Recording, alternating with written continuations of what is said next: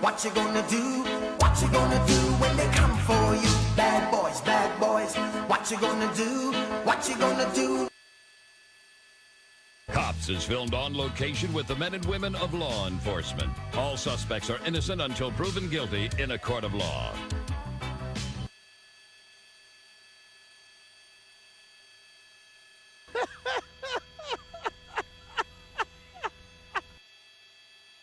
Cops is filmed on...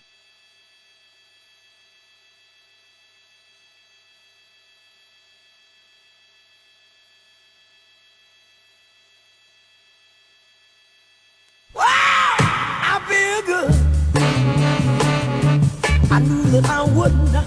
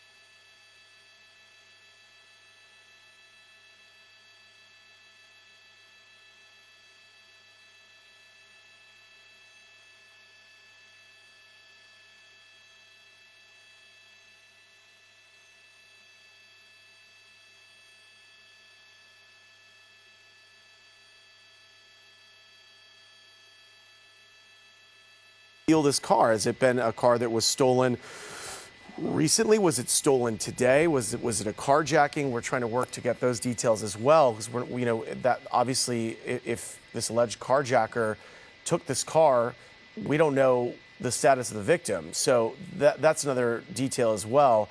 Right now, you can see live pictures. Des is showing us video of deputies taking position there behind one of the, looks like a fuel car there that's sitting on the tracks. Obviously, it's not moving. They are positioned behind it, and they have other deputies in position as well at multiple locations. There is no escape path at this point for this driver, who has been now inside of his car for a number of minutes with the screen guard up there, the windshield guard up there, and then also a piece of a box covering one window.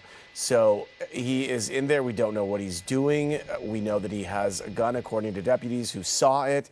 And they are, of course, now, because of that, making sure that they are taking every precaution to make sure that they do not put their own safety in jeopardy.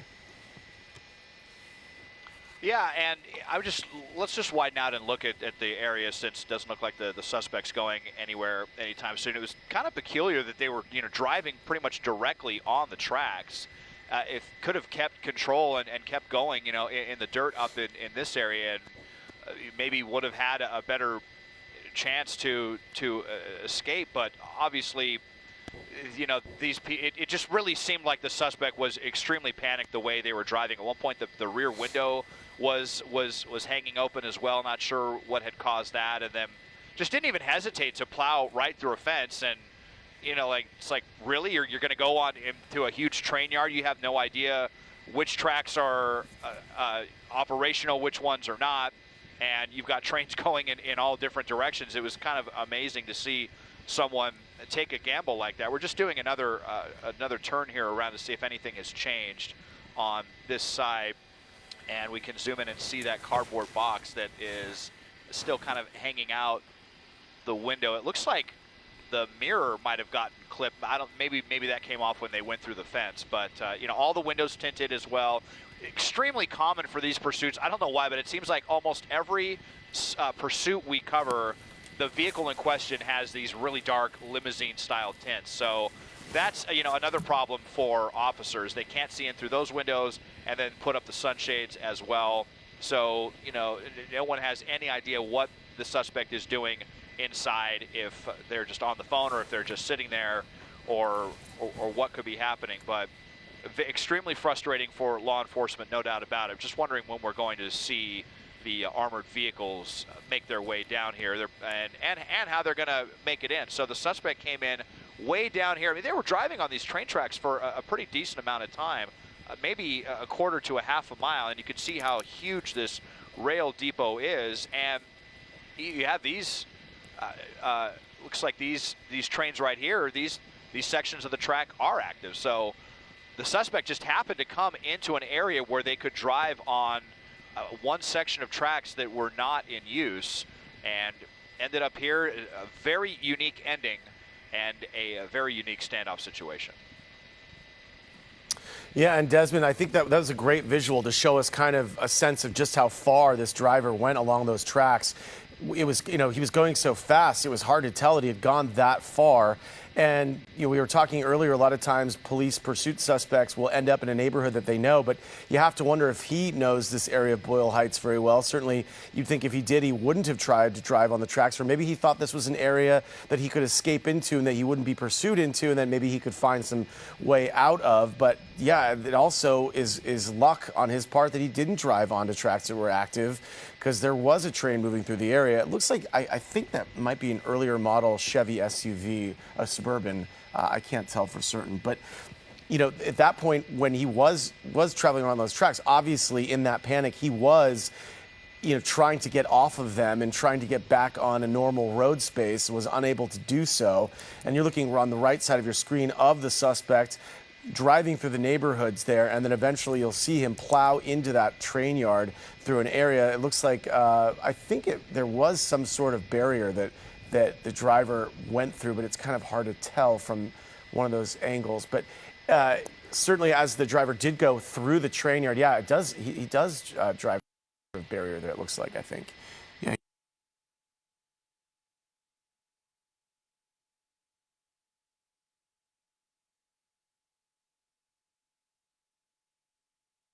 Like he's got great control there. There's a lot of traction issues as he gets into the rail yard. So you wonder, was there an issue with one of the tires or with one of the wheels as he even got inside at that point? I don't know that we have video from the exact beginning of this pursuit, so it's not clear what exactly may have been going on, if there was a malfunction at that point. So as we see the driver at first, you can see initially he does seem to try to avoid the tracks, but then they converge on each other, or they look like they were going to. And then he ends up in a space just very narrow, a tight space there, and then tries to get out of that space. And that's when he's essentially dooming himself, because now he's straddling the tracks. And there's really no escape at this point, because at one point when he does try to get out of the track area, that's when we see him completely shear off that wheel or just tear it from the axle, and the SUV spins out, and then we see the driver just take off in a panic and frantically trying to figure out a way to get out of the rail yard. And quickly he realizes there is no way out, and certainly the train option became apparent to him from what we could see, that he was not about to board a train to Albuquerque or wherever that destination may be. But now the question is, are they calling out commands to him from like a bullhorn or some sort of device, or are they just going to wait? Like Des said, they could wait for their heavier equipment to come in, and then at that point they have a number of options. Right now, time is on their side. They don't have to rush anything. Yeah, they don't have to rush anything. I mean, you can even see the kind of relaxed stance of these deputies who have probably been in this situation many times. I don't see a bullhorn per se, but their vehicles are equipped with a loudspeaker system, and I'm sure they have them yelling out those commands right now. The suspect is very lucky that they didn't flip this vehicle over, and because it was driving, pretty fast, and then started fishtailing and spun out here, and ruined the front passenger tire. And it looked for a second like this vehicle was going to flip over, and who knows what would have happened, if the suspect could have seriously injured themselves at this point. And then running right next to a moving train as well, obviously incredibly dangerous. If they would have tripped and fallen on the tracks with that train, that could have ended very gruesomely. So this suspect really pressed their luck, and we told you about how they were driving earlier on surface streets and the wrong way on the freeway, and that may have been an attempt to try to get the authorities to back off now, because when a suspect is driving the wrong way on the freeway, it's the protocol. Well, they're not going to follow. They're not going to chase a vehicle if they're going the wrong way on the freeway. They will wait, especially if they have their helicopter overhead. They will monitor, and then when the situation is more safe for the public for them to get back into a position to pursue, they will. So, that may have been a part of the strategy. Maybe this suspect was daring authorities, come out here, or if I drive through this fence, and, who knows where I'll end up, but the cops won't chase me here. But, it's extremely difficult to evade the law enforcement from overhead, much easier on the ground, but with the benefit of the helicopter overhead that, could follow them obviously anywhere. Here we are. So despite all of the crazy driving and the chances that suspect was taking to get away, they have ended up here with a busted up vehicle and sitting inside what is probably a pretty warm vehicle right now. Can't be very comfortable. And just wonder at what point the suspect is going to see the writing on the wall and give themselves up. Well, and you said earlier, and I think it's worth mentioning again, a lot of times these suspects will sit inside these vehicles just because they know it prolongs the time between the time that they're in that vehicle and in a jail cell. So that's an issue too. And then also maybe there's the potential that he could be on the phone negotiating if whoever he called connected them with deputies there on the ground. But that's, who knows how likely that is. But yeah, as you said too, deputies not even taking a very threatening position at this point, kind of just biding at their time, waiting it out. They don't have to act quickly here. It's interesting. We haven't really seen any activity though there, right, Des? Like he hasn't moved any of the doors or any of those window coverings. He's just been in there. So really don't know what he's up to. And, that in and of itself could be concerning. But at least nobody on the ground is hurt. As you said, the driving on the wrong side of the road on the freeway, which is just completely crazy, especially in the middle of the day on one of our busy freeways here in LA.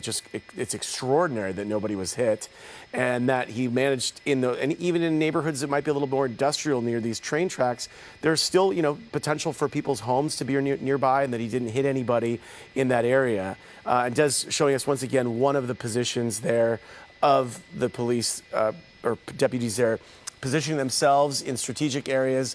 They've got this entire area surrounded. There's a number of positions, and they are just now, it looks like, waiting this out, taking every precaution and procedural issue that they can to make sure that they follow all the protocols, because there is no reason to rush this, no reason to create a situation where the deputies could put any of themselves in jeopardy. Yeah, and I was just checking with our assignment desk to see if there was any update about the potential SWAT situation, but not the case yet at this point. But they do come from Monterey Park. That's where they keep those Bearcats, those big armored vehicles. I'm very confident that that's how this is going to end, unless this suspect just finally decides to, get out with their hands up. But not really any reason to believe that. We're just giving you the really wide shot here of the area that we're talking about. So very industrial. There you see Sheriff's Air 7 overhead. They've been in command of this from the air from the very beginning of the pursuit. This one that started in Norwalk with LA County Sheriff's deputies, and now in this standoff situation. A lot of crazy driving, wrong side of the freeway, wrong side of some surface streets. Been saved the craziest for last, driving into this train yard. And so, once again, this is almost certainly going to be an hours-long situation without much change here, as deputies try to coax the suspect out. Not likely to be successful, just speaking on experience, not trying to be cynical by any means. But crisis negotiators, they have their tactics as well. Hopefully they can get in touch with this person, or perhaps get in touch with the person that we think the suspect was trying to reach on their phone. Here you see deputies out here on the street as well. This is Noakes Street, Noakes near Calzona. So the area that's south of the 5, this area that we call the Commerce Train Yard, where there is a ton of train traffic, many different tracks. This is only one section of this facility. It's so large I would have to pan the camera all the way around. But this is the big industrial area here just south of downtown LA, where this has ended. And yeah, the only bright spot being that this did not end on a freeway or on a surface street that could have contributed to LA's traffic woes on a Friday afternoon. And Des, I'm just being told by our producer Kendall that we are now seeing sections of box covering all of the windows. That's what deputies have reported on the ground. So this person is trying to cover all of the windows, which is totally bizarre, because I don't know that that's really going to accomplish anything. It's not going to change the fact that deputies are going to go in there. They can cover all the windows he wants. But at the end of the day, they will eventually get tear gas in there or whatever it is they need to do. It doesn't matter if he's got window coverings up. They are going to get this person out of that vehicle one way or another. He may be prolonging it a bit, but certainly the coverings are not going to make any real difference, perhaps in the time it will take for this to end, but certainly not in the outcome. And Des, I'm just curious, when you started this pursuit, when you got over it, you were describing some of the driving. Did you see how far back initially were deputies as they were pursuing this, and then you said they pulled back when he was kind of going the wrong way? Yeah, so I think it's basic protocol that as soon as a suspect begins driving the wrong way on the freeway, it's almost an automatic trigger to go into surveillance mode. And LAPD calls it tracking mode. Sheriff's deputies call it surveillance mode. It's essentially the same thing. It's where the units on the ground will back off. They may back off as much as a half mile or more. They'll still kind of be in the area, and then it will really just be up to the helicopter overhead to call out streets so that deputies are all aware of where the suspect is. And they'll kind of move around the deputy, kind of think about if as they move, they'll move with him, but they want to be kind of out of sight, with the idea to get the suspect to calm down. Sometimes it works. A lot of times it doesn't. They'll go into tracking mode. And as we saw today, the suspect will continue to drive like a lunatic. So they may have actually even been in tracking mode when it got to this point, because when we picked this up off of Telegraph and Atlantic, a pretty busy intersection, we didn't see any deputies directly behind the vehicle. We saw them back maybe a quarter mile or so. There was a large presence. They were on many different streets surrounding the suspect, like I said, kind of moving along with them in a more stealth fashion, but there were no units directly behind with lights and sirens actively trying to pursue the vehicle. It was really up to Sheriff's Air 7 to monitor this vehicle. And you know, that is the disadvantage with tracking mode, is obviously in general it's safer for the public, but it does give a lot of space to a suspect to do something like this, to create a standoff situation or potentially even escape. We have seen situations where, because they were in tracking mode, a vehicle will drive into a parking structure, they'll ditch the vehicle, and they have about a minute's time before deputies can get there on the ground, and in that minute they can disappear and as they say, get into the wind away from law enforcement and evade capture. Fortunately, it didn't happen that way here, but it did still end in what's no doubt for deputies a pretty frustrating standoff. Yeah, and Des, we're showing once again the what led up to all this, the driver of the SUV losing control on those tracks, and then the wheel comes off of the SUV, and then the suspect taking off on foot and running up to the moving train there, and then ultimately deciding not to do whatever it was that he was considering doing.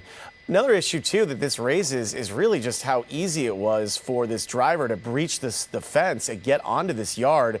That in and of itself is concerning. I think just the idea that someone can drive a car so easily into this area, or an SUV in this case, and make it, such short work of that barrier, that small fence there, that might be a whole separate issue that the authorities have to look into in this area. But certainly now, with the situation playing out the way it is, all the windows now covered with either the windshield covered from that sun shield, or now it looks like pieces of a box in the other windows. The suspect clearly thinks he's going to drag this out for a very long time. And with the gun visually confirmed by deputies on the scene, they're not going to rush this because they want to make sure that they protect each other. Obviously, that is the main concern at this point. As we look once again on the right side of your screen, you can see just how easy it was for the driver just to puncture that fence and just blow right through and into the rail yard. I just keep wondering too, Des, and I know you saw this because you were overhead, just what, if any, damage was done to the vehicle before it got into the rail yard. I mean, it's possible the traction is tough because he's driving over gravel there, but it does look like there's a bit of swerving. It's possible it just could be that the surface that he's driving on was, it's not paved, so he's driving over rocks and whatnot. So it certainly could be one of those situations where he just not able to get traction because it's not a normal surface for a vehicle to be driving on. But it's fascinating to watch him try to navigate this area and then gets pinned in between the wall there, the retaining wall, or I believe it's some sort of barrier, and then once again trying to get out by driving up onto the tracks, and then obviously seeing that the tracks split off when these were back in service. One went one way, the other went the other. And I think right before that split is when you see the driver clearly panic. And actually, and then as you tightened in there, you could see him just absolutely lose control and then just like shear off the wheel, and it's just a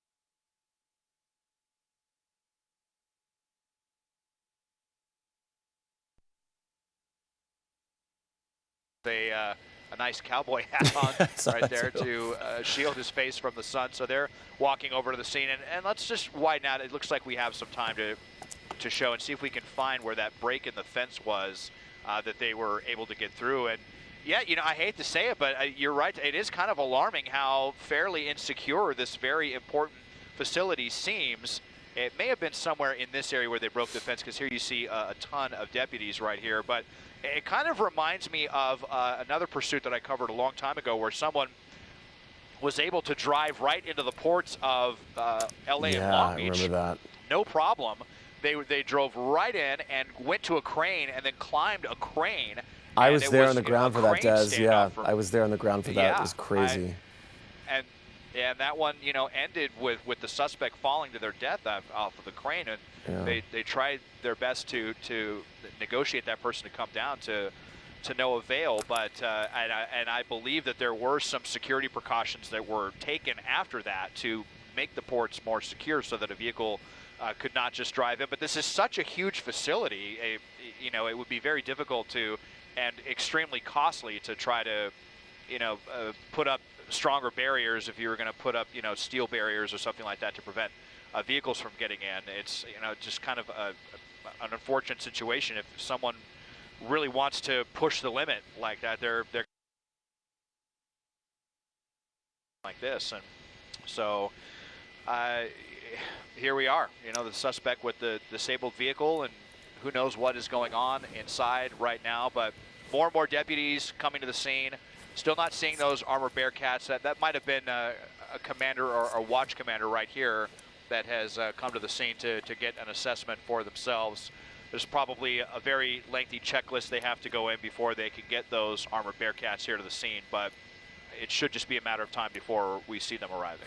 And then, Des, if you could, I think it's interesting if you could pan back to that fence, if the trajectory of the SUV, the driver, it looks like even if he hadn't spun out, and maybe that's why he tried to turn the SUV, because there's that wall there. Clearly, as we've discovered, that these tracks are now not in service, they're decommissioned. If he had kept going along those tracks, you showed us that barrier, that gate right up ahead. Yeah, right there. If you keep panning up, so maybe he saw that fence, and that's when he tried to veer to the left or veer to the other direction, because he knew clearly if he reached that point that there was no way he could get out, right? I mean, if he had gone up to that fence, it's not like it was that other barrier that he was able to puncture and break through, much lower, and it's hard to tell from the video if there was really any resistance there, but that fence looks like it's much more secure. And if he had gone into that direction, it's much more likely that he would not have been able to knock that open. Yeah, very possible. It does look to be a considerably more secure fence, whereas the other one was just a chain link fence. But I think it was just that, we saw that the suspect kind of looked like they were fishtailing, and if one of the tires, might have blown out or something, I couldn't quite tell. But coming around this turn right here, I think it was just the way that they went over these old railroad tracks here that bent the axle and just made the vehicle inoperable at this point. Obviously incredibly erratic and panic driving, but you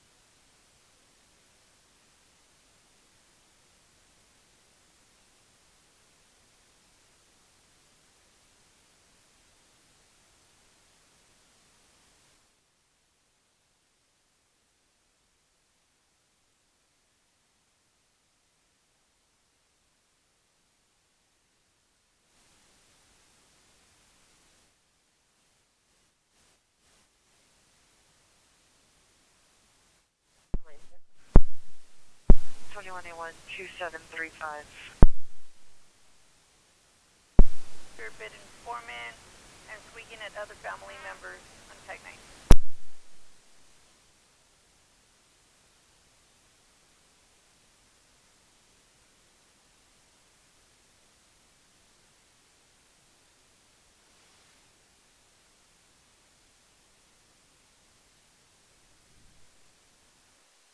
Need to check the house. miles for additional trespassers. Incident 2772. Stop for further. 2500, thank you.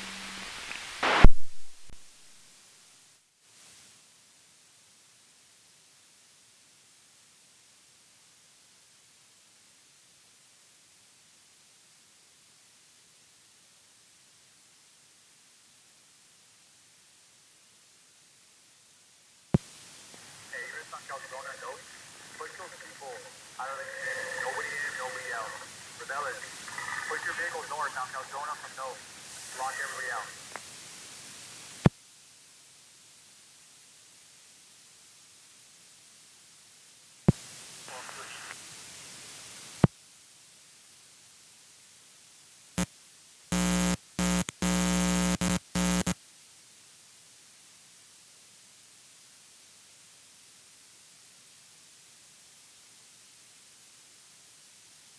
Fiasco if the suspect would have been on some different surface streets and plowed through a side of the fence there on the south side of the train yard, and we could be in a much different situation than we are right now. But you do see, again, more and more deputies arriving to the scene and having this area essentially locked down. I guess I don't know if they've evacuated these facilities or not. I'm not really seeing any movement here. Any of these nearby industrial facilities, but you know, how long is this suspect going to drag this out? They're just going to sit in there. Maybe he's taking a nap. You know, it was probably pretty exhausting driving like a lunatic like that. So maybe they're taking this time to get a little shut-eye, or they're on the phone with their lawyer, or just kind of reflecting on the decisions that led them to this point. But it is definitely going to be a drawn-out process, no doubt about it. Yeah, and Des, the other thing too is, you know, they know he has a gun. They're not going to just move in. And as you said too, with the erratic driving and the volatility of the situation, there's just no sense in.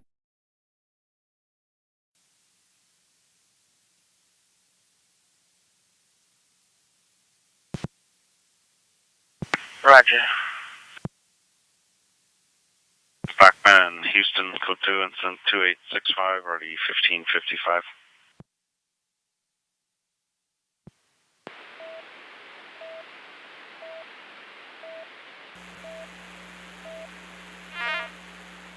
Temple Units 5-2, Tom 1 is advising code 4 on Rosemead and Broadway, radio the 481. DP is GPA Utils, code 4 on Rosemead and Broadway. And Rosemead Units update on that 902R, the informant is refusing to do CPR.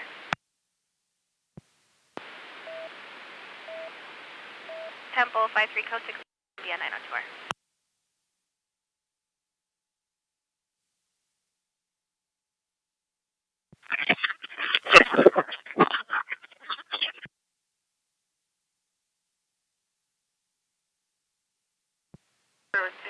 This way, basic containment, stand by for roll call.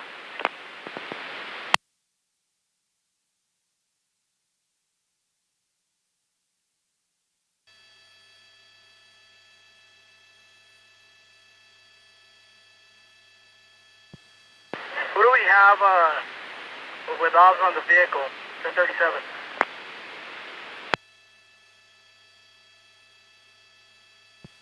Hey, sir, you got 26 George, 26 Union. Correction, 46 George, 26 Union, 22, 49 David, 1, 20 Nora, 5 p.m., 20 Nora, 1. 27 Tom and 28 Edward 3. 28 Edward 2, also 97.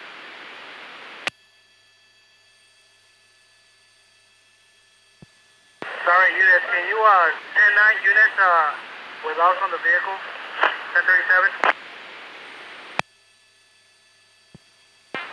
Sir, it's going to be 46 George, 26 Union, 22, 49 David 1, 20 Nora 5 p.m., 20 Nora 1, 20 Edward 3, 27 Tom.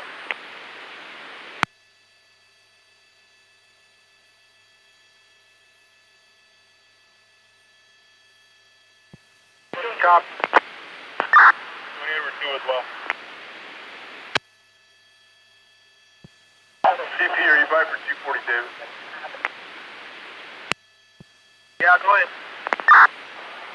CP location. There's RBL 1400 South Indiana.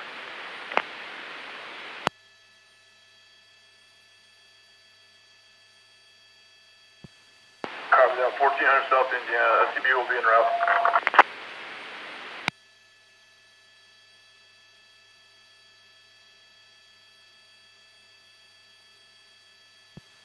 6 on CP. Go ahead. Yes, sir.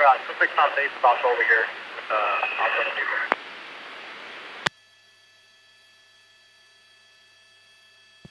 Okay, 10-9. 26 on base, it's also over here to the table.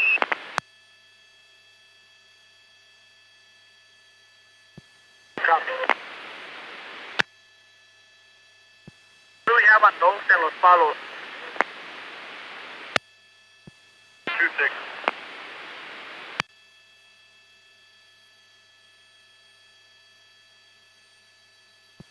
Ocean, Calzona. 20 notified as well as 2-7. 2-3 vehicles to be in front of the target. However, we're going to be, we have cover and concealment just west from where you guys are facing.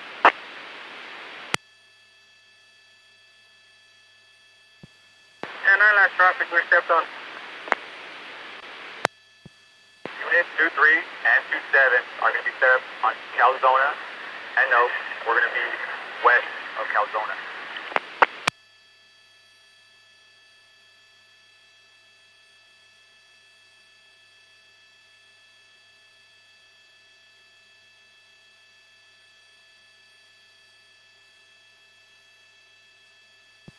We have a note in our car.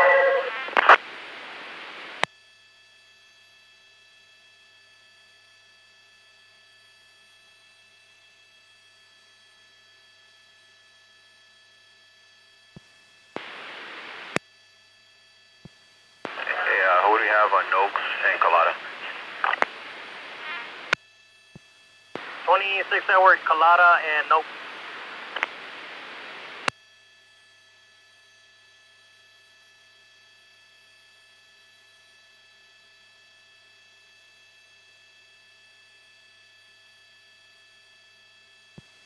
Okay, copy. Hey, we're getting a lot of feedback. Just confirming 26 Eddie, Calzada, and Oaks.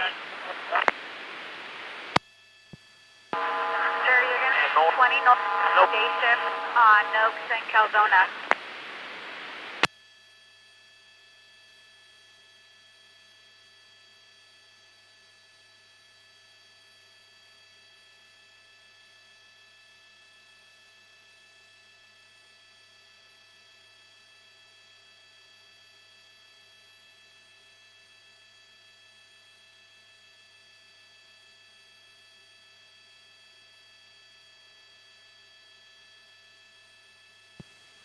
Your shipping per unit. Yeah, go ahead, Brady. Okay, that gate there looks heavily barricaded. We're not going to be able to gain access to that gate. So we're going to probably make our way over to Eastman's, and UP right now is going to go for the tracks. We'll slide down and we'll guide you into the tracks. That's excellent.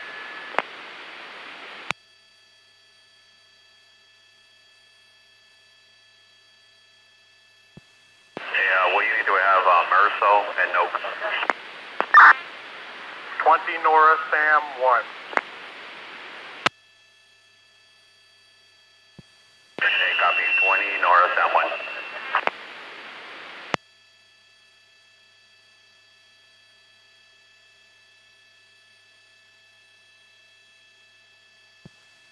CP, you're by.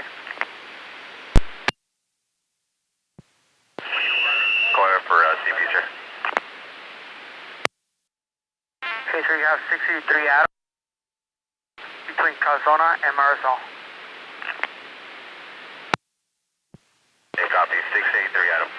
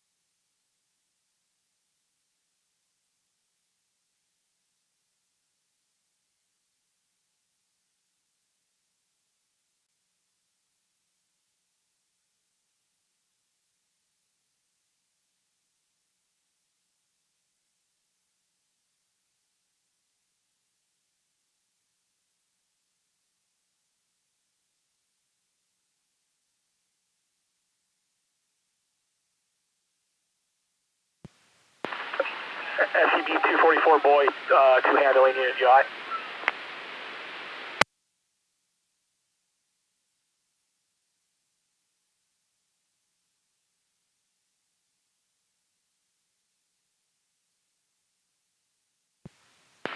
Handling unit you buy for SCB.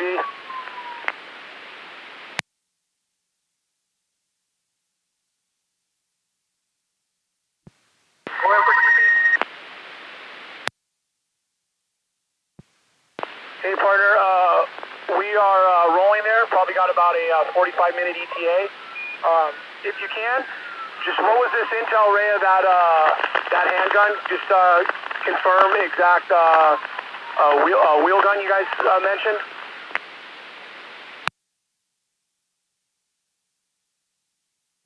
Yes sir, that's confirmed. Okay, and just confirming you guys actually saw that gun? Yeah, confirm it to me. I'm sorry, partner, can you 10-9? Yes, sir, that's confirmed. We have unit 97 that saw the actual 417.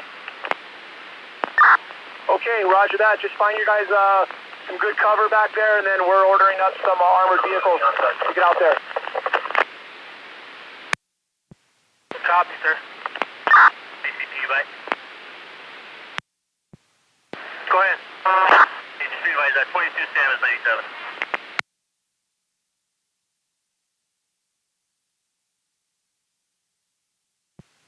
10 info. 22 Sam is 97. Copy.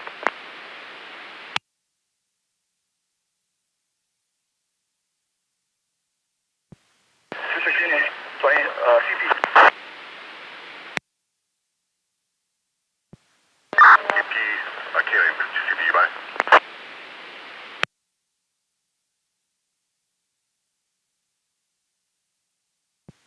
Going for CP.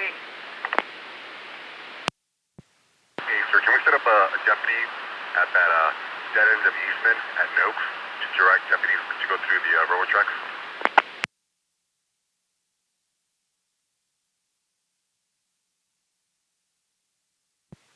Copy. What's going to be the best way to enter the track? It's going to be southbound Eastman at the dead end at Noakes. Copy. Southbound Eastman and Noakes. Once that unit goes 97, I'll show them where to put a post up, so that way they can guide all of the units in.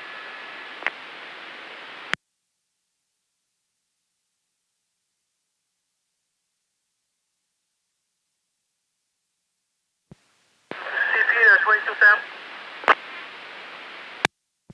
Yeah, go ahead. Hey, sir, just confirming you're 97 with the units and the vehicle? That's affirmed. Copy. Hey, CP, do we have any luck on getting a team together and start the evacuations of these businesses that still have employees walking around these parking lots?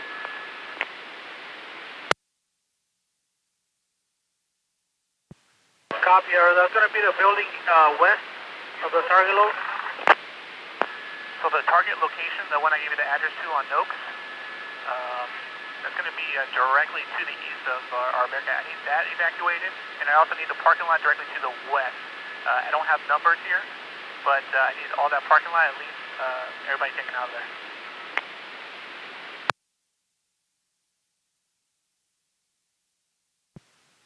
Okay, handling unit you buy for 244 Boy. Hey, go for 26 units, sir. Hey, if you guys can do that safely, those evacs we're okay with, but if not, don't put yourself out and put yourself in the line of fire. If that can be done safely, by all means, please facilitate that, but don't put yourselves in the crosshairs to do that.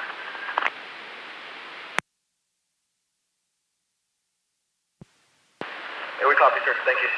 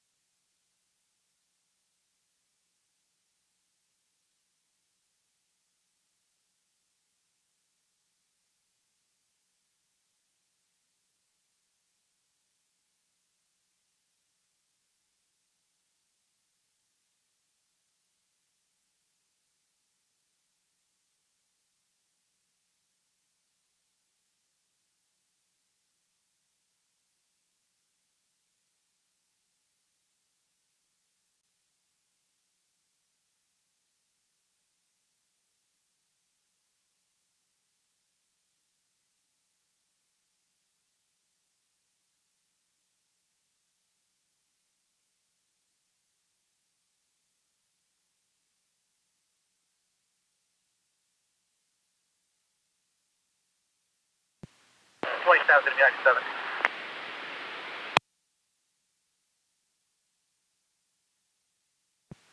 Hey, CPC units on barricade.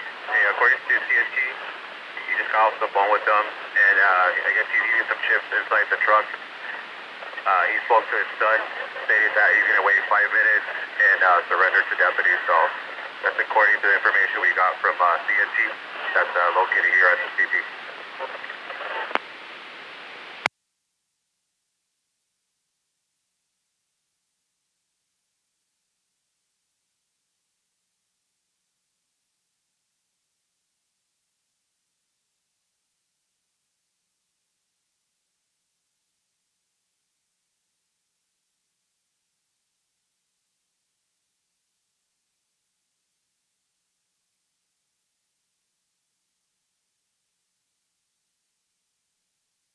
Union Station as well. I'm not super familiar with all of the different train tracks, but it is a sprawling maze-like facility with all of these tracks. And now the question is, what is going to be the next move for this armored vehicle right here? Well, I think the video you're showing us right now, Desmond from Sky 9, this is the next step of whatever's going to happen here.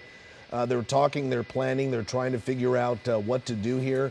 Hopefully they have a little bit more information on the suspect inside that SUV so that they know exactly what they're going to be walking up to or approaching, because it can be very dangerous. Already knowing that the suspect is armed, that changes everything. We've seen this in the past in different types of pursuits.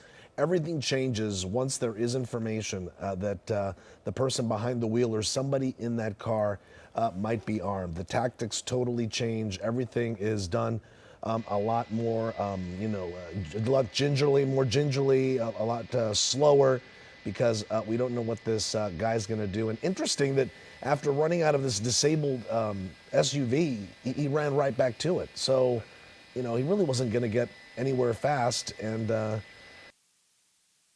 there, Desmond? Heads up, Des, and Juan, we just got some new information from our assignment manager, Mark Liu, who says that sheriff's deputies have identified a few businesses that need to be evacuated in that area. So they are in the process of doing that right now. And again, just to your point, Juan, it's a safety precaution because they can move very methodically. They're not in a rush here. They don't have to do anything in haste. They can wait this out in a way that allows them, and you can see there from the right, Juan, this is when he was trying to get away. He eventually goes back to the SUV, and it's interesting. It looks like he goes through it, like he's looking for something. Was he on the phone there? He was on the phone at one point, and then he's looking for something inside the SUV. It appears he goes to the front and to the back, and then he gets back into the front. You'll see, and then that's when he seals it off and closes it. We spoke earlier too. I mean, there is the potential that he may harm himself. Obviously, we don't know what's happening inside the SUV once he put up those box coverings and the window shade. Yeah, and you'll see that a lot of times when we're covering this in a very delicate situation like this. You'll see Desmond give us a super wide shot when you think something may or may not be happening. That's just, to precaution. Just to shield our viewers from something happening on live television that shouldn't be seen. So, again, a very, very stressful afternoon out there in Boyle Heights. Luckily, this area seems to be, as you were saying, Tom, a decommissioned set of tracks there. So luckily, train, traffic there hasn't been affected. And the fact that you really can't even see those tracks from the freeway for people heading home for the weekend, most likely they just see the choppers in the air and they're just trying to figure out what's happening here at this train yard. But you can see there are businesses that are right around there as Desmond winds up there, lots of warehouse-style businesses that now they are going to have to evacuate just in case, because, again, no word on what's inside that SUV, if there's more than just a gun or what may happen, because, bullets do travel. They travel a great distance, and they can go through windows and hurt people that are just, not even near that area. So it's going to be a slow go here this afternoon in Boyle Heights, Des. Where is he going? Yeah, definitely. I was waiting to see where this where is Bearcat he was going? going to go, but now now it's anyone's guess. They're going away from the facility, so we'll just have to see if they make their way back into the train yard at a later point. But we'll go back to the vehicle and see it. Yeah. And I've been keeping an eye out, looking out the window as well, seeing if there's any movement from this vehicle. And there's not. We have seen zero movement at this point ever since the suspect put the box in the passenger window and the sunshades in the front of the window. So, by all accounts, they might, just be sitting in there. Or And, maybe finding another way to get in there, Desmond. Maybe they couldn't find a way to get in through that gate. So Hey, either- Seth Perez, do me a favor, give me a call, please.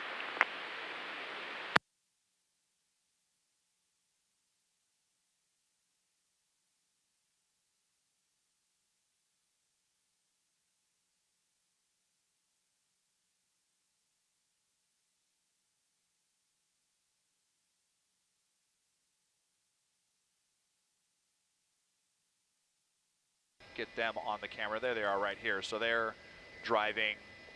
Now you can see they are not on the tracks. They're kind of in this dirt area right here. And we'll see. Oh, okay, this is a canine. So that's, and I was wondering too, this is, more typical protocol where they'll want to bring one of their canine units to the scene, which I believe they also come from the Monterey Park area. And, this can be helpful as well. Sometimes you get the dog out here and you just get that dog all riled up and barking, and sometimes that can be enough to instill some fear in the suspect and make them realize, like, look, I'm going to end up in cuffs. I don't want to go to the hospital first with with a dog bite wound to my arm, so maybe I'll just give up. So you see the canine there. We'll see if the dog comes out of the vehicle right here. But slow and methodical, abundance of caution. These are the ways of the authorities, be it LAPD or LA County Sheriff's deputies, And when Des, it comes to let situations like this. let me jump in real quick here, just because we have another update from our assignment manager, Mark Liu, here. He says that deputies are now in communication with the driver of the car, and they've had a very short conversation with him, and it's possible that was by cell phone. He told them, quote, "I want to surrender, but I need some time."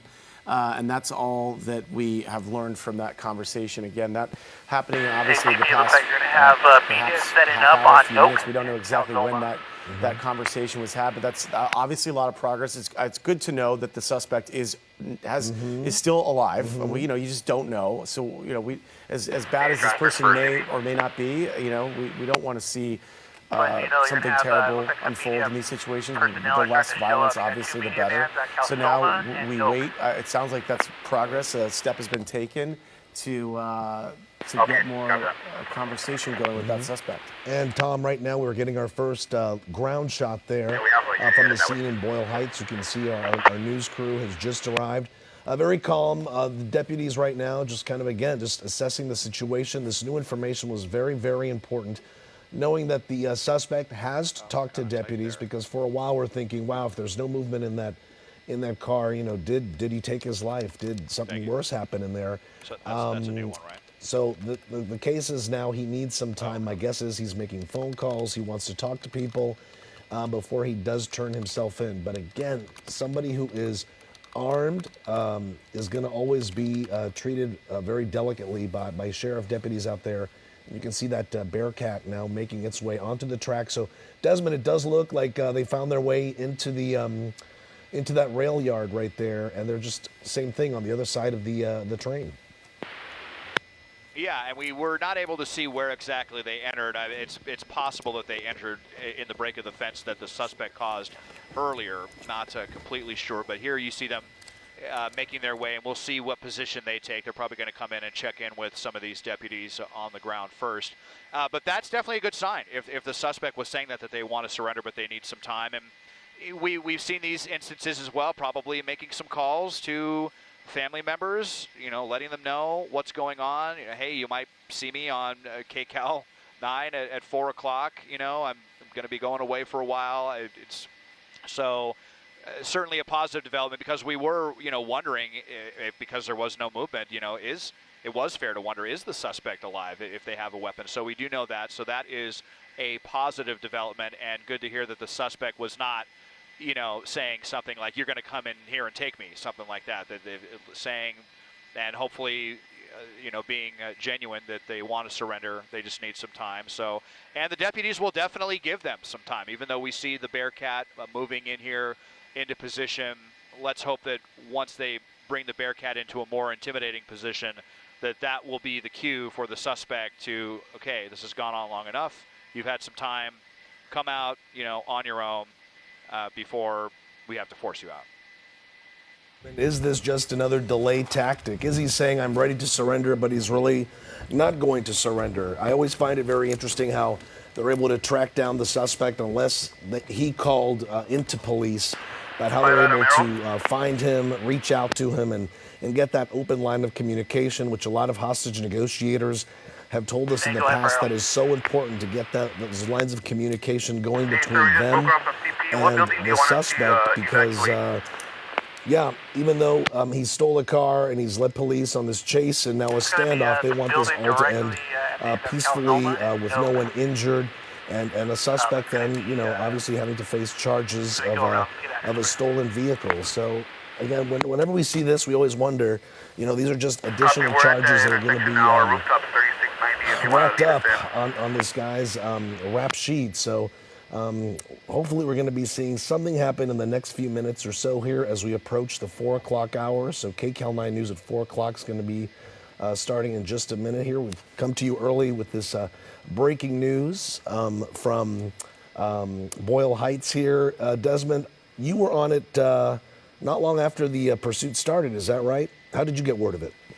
Right, if you got Yeah, we had got word that LA County Sheriff's deputies were in pursuit of a vehicle, and it was not long after I parked my vehicle at the airport and came in for a Friday afternoon that we heard news of this and launched as soon as we could. And then we had heard while we were in the air that the suspect was driving the wrong way on the 605, and it was really at that point that the authorities went into surveillance mode. So tracking from the air, that's what deputies call it. LAPD calls it tracking mode. Deputies call it surveillance mode, but it's the same thing with their helicopter overhead while the deputies on the ground back off, try to give the suspect some space, but still be in the area close enough to where they maybe are not agitating the suspect, but close enough to where they can also move in quickly if something changes, as we saw here. And even though they were in tracking mode, they did get the area surrounded fairly quickly.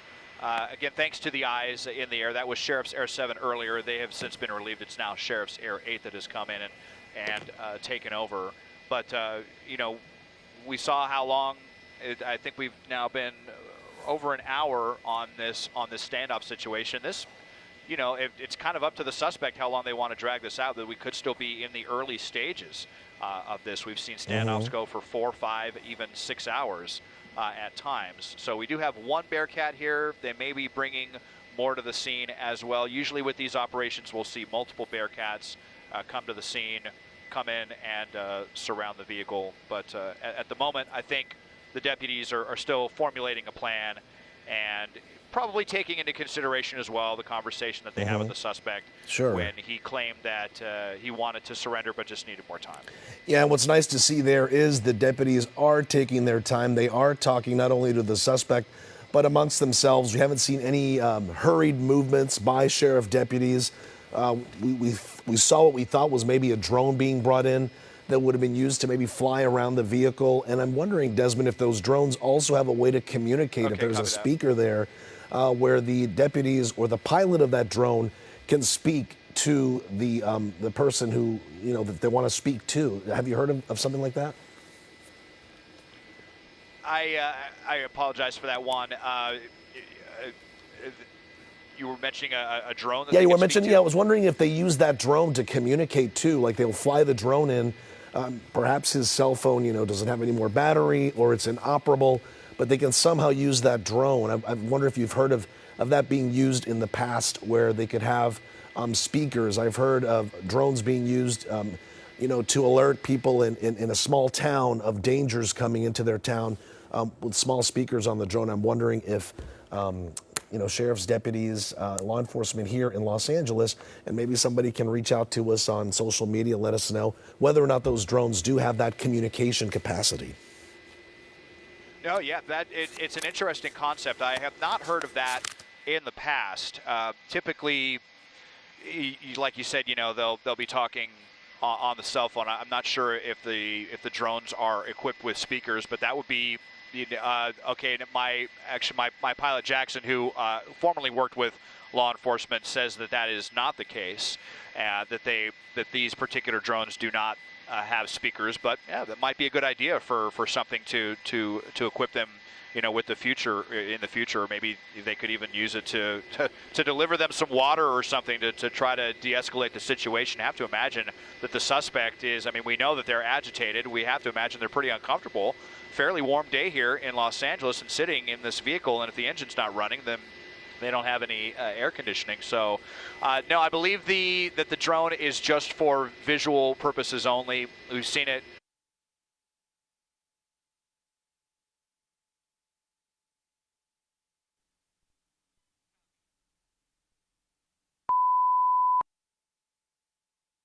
Tuning in to KCAL 9 News at 4 o'clock. Sky 9 is live over a standoff between a getaway driver and LA Sheriff deputies. The pursuit started in Norwalk. Deputies say it was a stolen SUV. Oh, no way. Whoa. The driver, making a desperate attempt to get away from those deputies, he left the road, busted through a fence, and started plowing up the tracks as a railway yard in Boyle Heights. The driver then came to a rough stop before getting out and running towards the train that was there, and then looked like he was going to try and jump on that passing train, but he could not. He eventually ran back to the SUV and closed the doors, which has led to this standoff that we have been over for quite a bit of time. Let's go back up to Desmond Shaw in Sky 9 for the very latest. Des.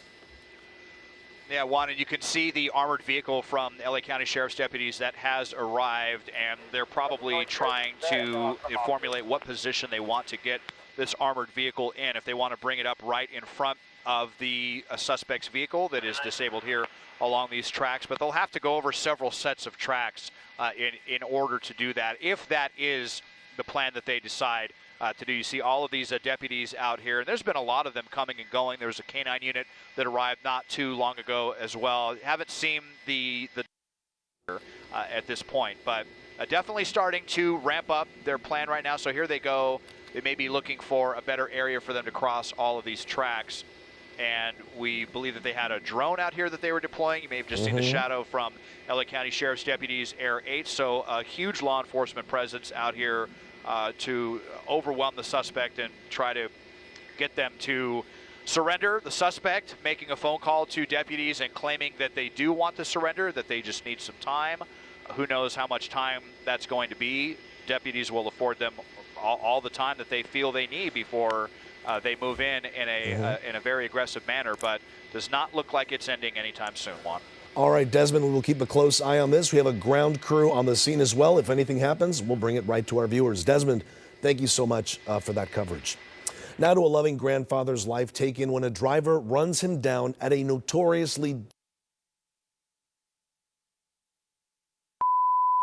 in this area. Again, to be clear, there is no residential homes in this area. It's all train tracks and industrial complexes, and you can see he is now in that SUV. He has put up a sunshade in the windshield, a cardboard over the passenger side, all heavily tinted windows, and he's believed to be heavily armed. So they are treating this very gingerly and waiting him out. That vehicle is completely disabled. As you mentioned, the axle's gone. That front tire is completely blown off on the right side, and it's just down to extracting the suspect as peacefully as possible. But again, a wild chase coming down to this tense standoff here in the Commerce Train Yard. Reporting live from Air 7 HD, I'm Chris Christie, ABC 7 Eyewitness News.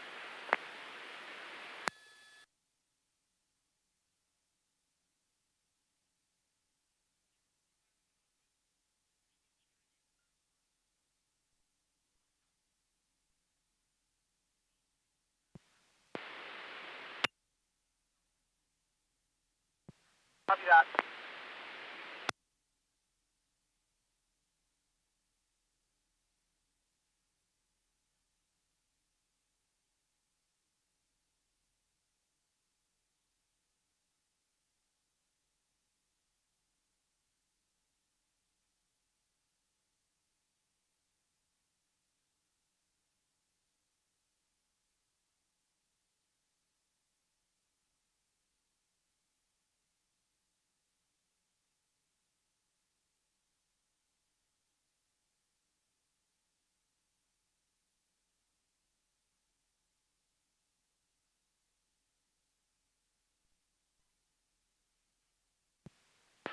Go ahead.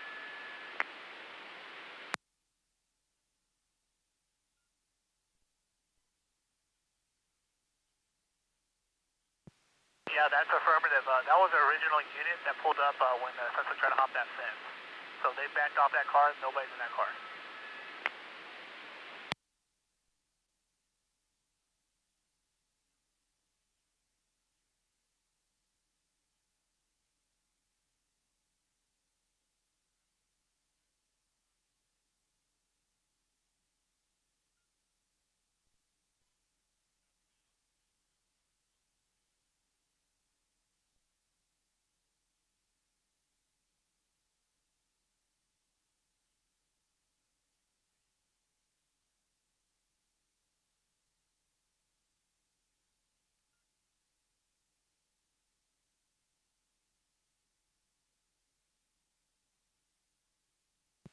Hey, rooftop 972, are you up?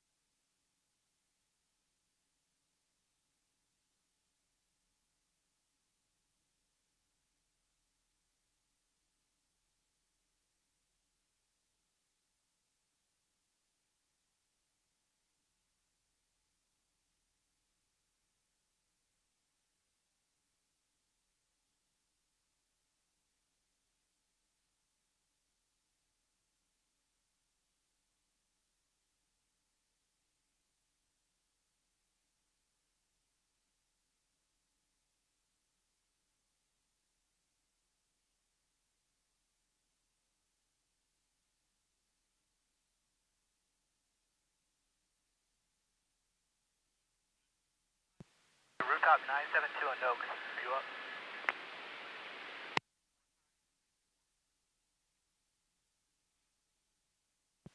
The unit on Oak, directly to the west of the railroad tracks, you up? Go ahead, sir. Hey, sir, if I can either, can I get you to back up a little farther west or hug the south side of that building there? I have you directly behind the fence, but that fence isn't going to give you any cover. So I just need you to back up. Copy, sir.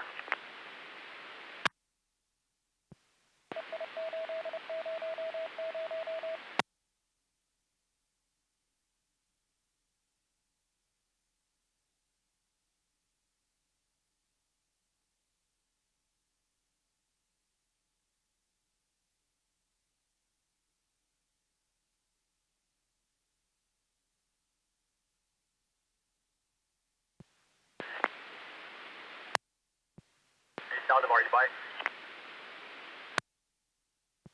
Yeah, go ahead, sir. Hey, have Rebellions get his vehicle and push those people north on Calzona and take a spot mid-block from Note. Everybody else. Copy, sir.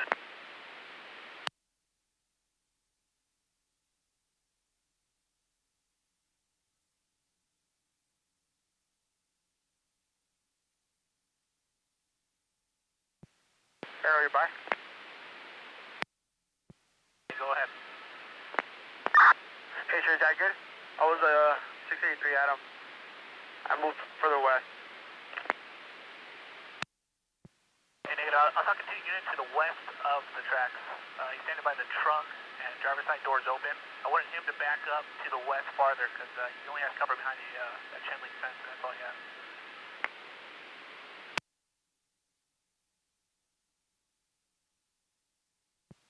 Looks like he just got in the car. So yeah, if you can just back it up a little bit, get behind that building.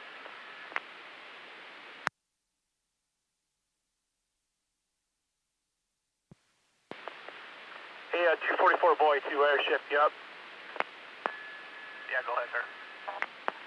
Hey, partner, what's the likelihood of you getting that downlink up and running for my command? Hey, sir, that's highly probable. I'll be working on it right now. Okay, awesome. Thank you.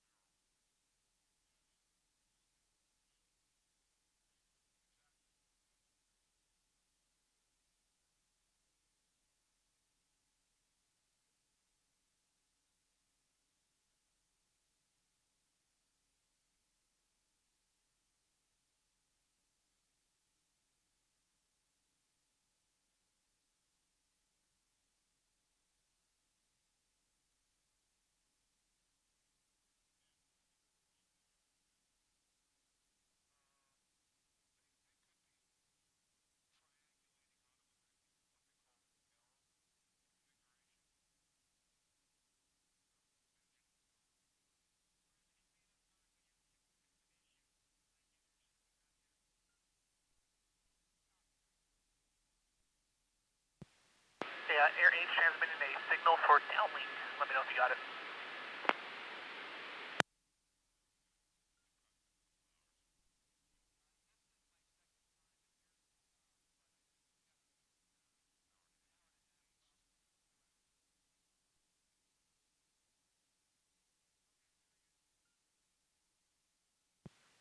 CP to Arrow? Yeah, go ahead, CP. Hey, sir, do you guys have a downlink? Yeah, that's affirmative. I'm having it set up now. Copy.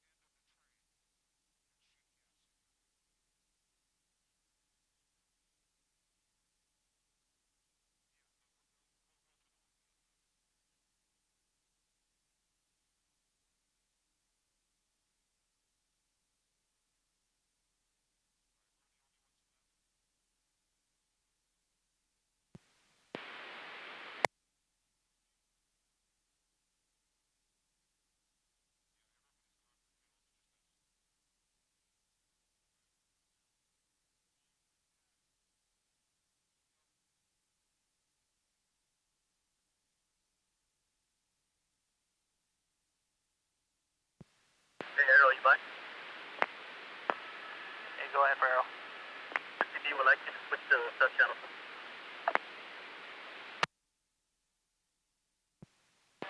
Hey, 10-9 last. CP done. Sir, SCP would like you to switch to the stud channel. Alright, copy. Switch to the stud.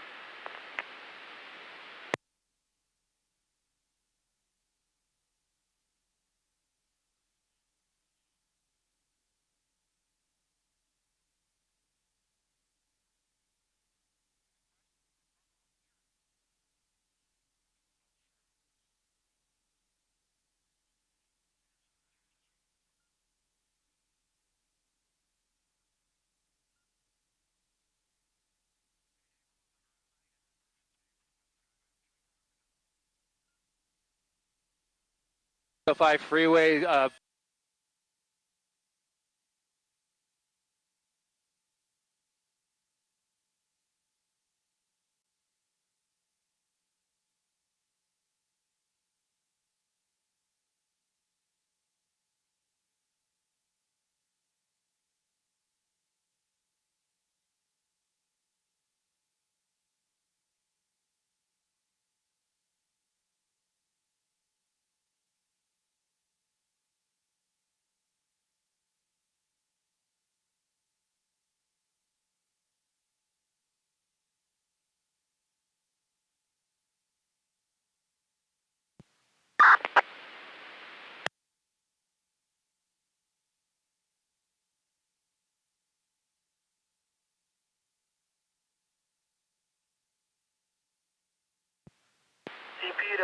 on this Central right there for 17 containment. Last update, suspects on the phone with the East LA watch commander.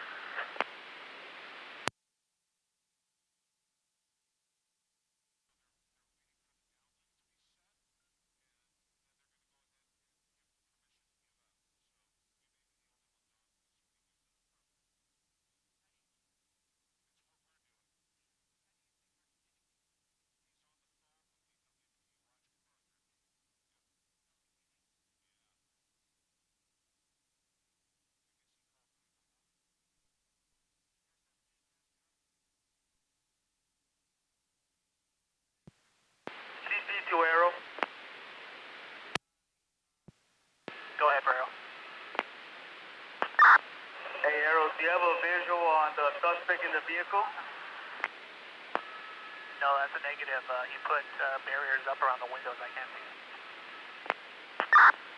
Is we're trying to talk to him over the phone and have follow command. Does he have his hands out the window? We're coming around the building now. I got a visual on the passenger side. I did not see that.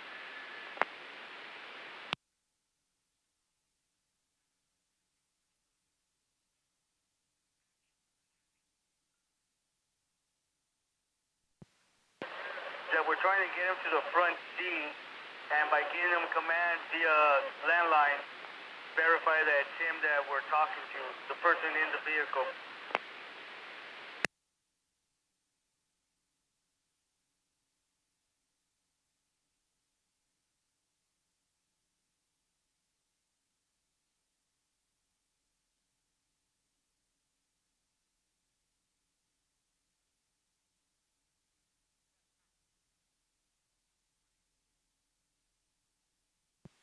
Two seven CP.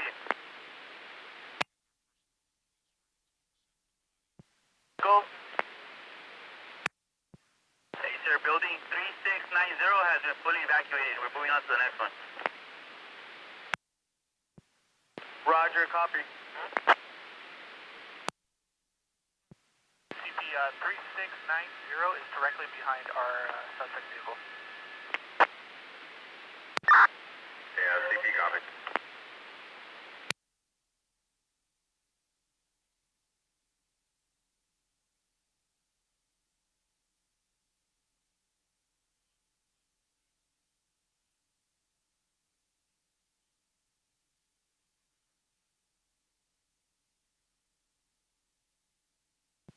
Hey, copy. Okay, we get our rescue ready to go and start making announcements.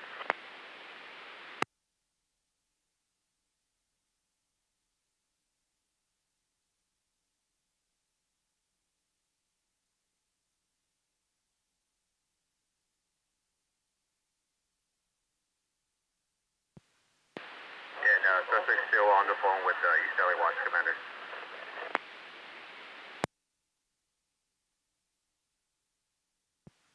Hey, sir, we copy.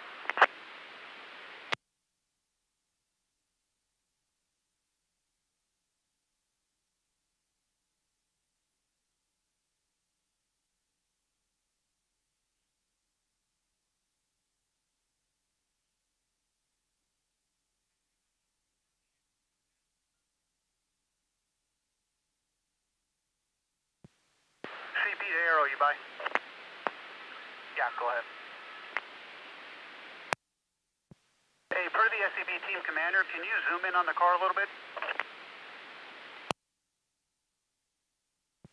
Copy that. Zoom in.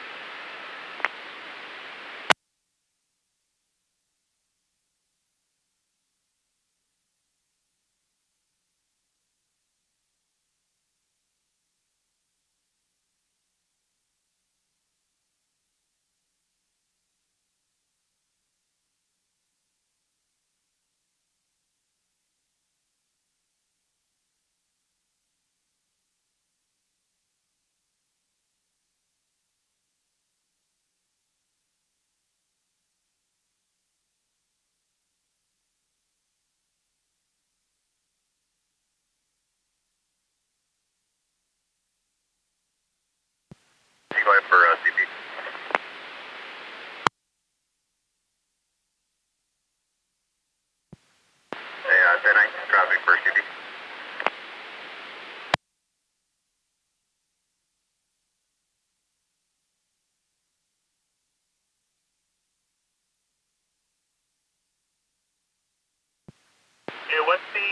address for the CP. 1400 South Indiana. On Indiana, just south of Union Pacific.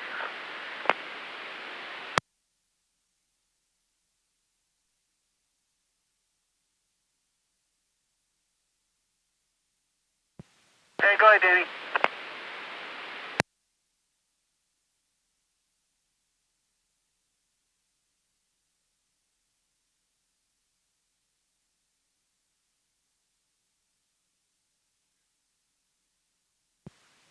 CP, bye.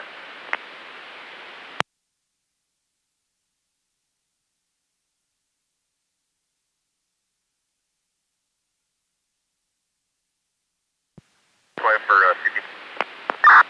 Hey, sir, confirm you guys have an ambulance stage CP. Yeah, that's affirmed, sir. Fire here. Copy that. CP up.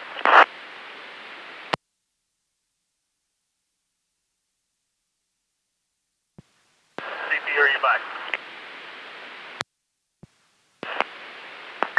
Yeah, go ahead.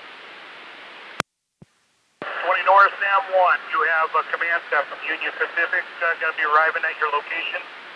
Large SUV, Nevada plate.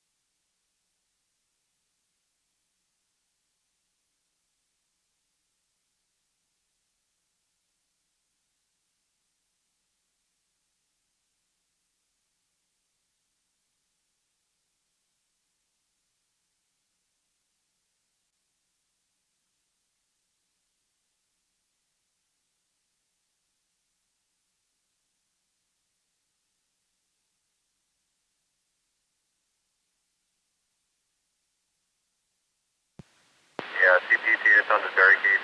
Yeah, so we're still in communication with the suspect via Daily Watch Commander. He's asking him to simply step out, and suspect is going to smoke a cigarette and eventually walk out.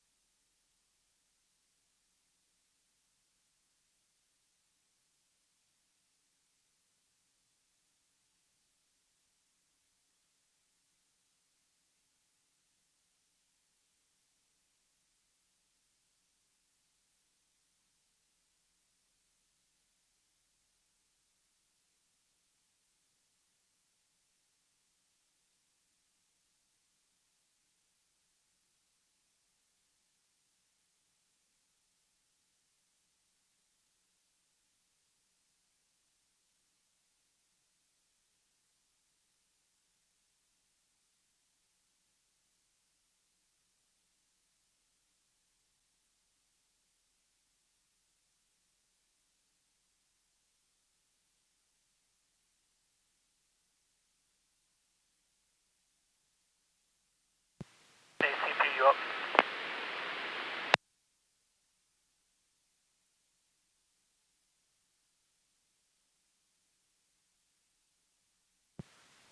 Go for CP.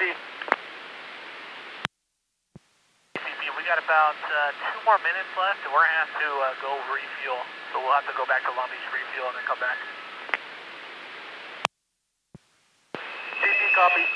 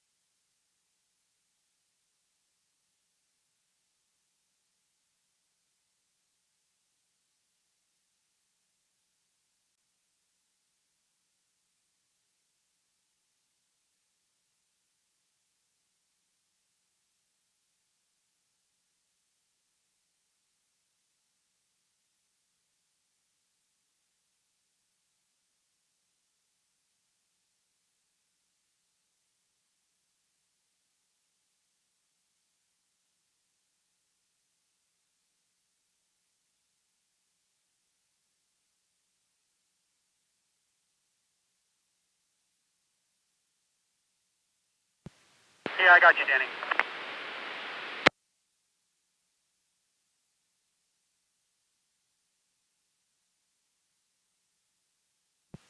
Okay, copy. Any changes here, I'll give you an update.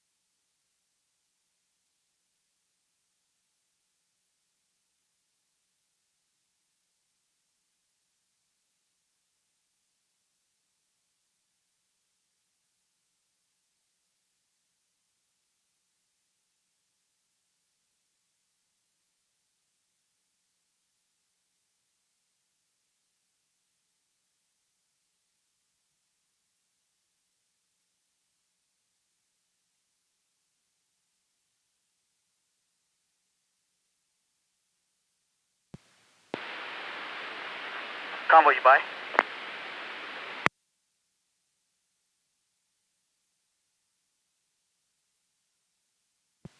Edwards, you buy? Go for him.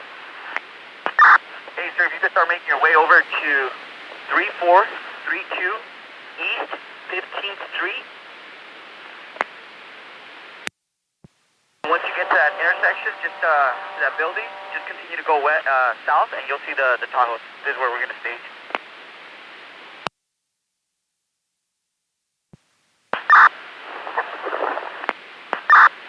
Was that traffic for Red Scout? Yeah. Red Scout, you copy that? Okay, copy.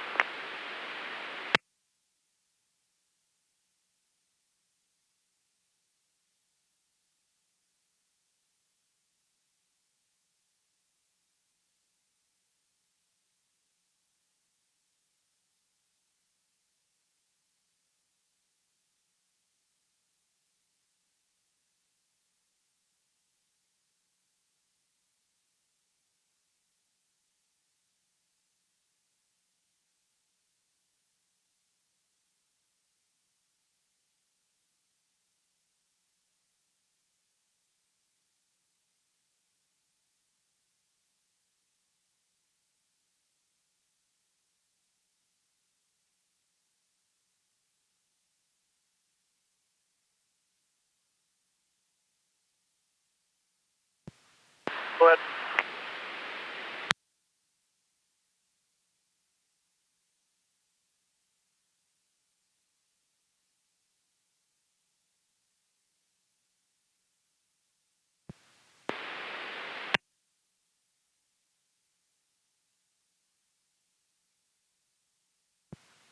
Perfect.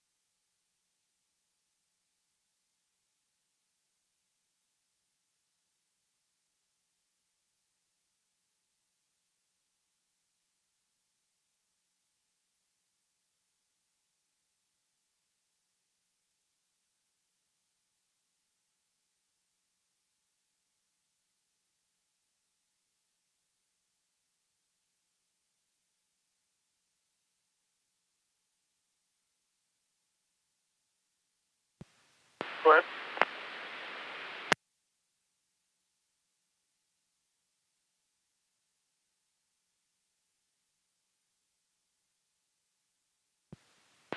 Copy.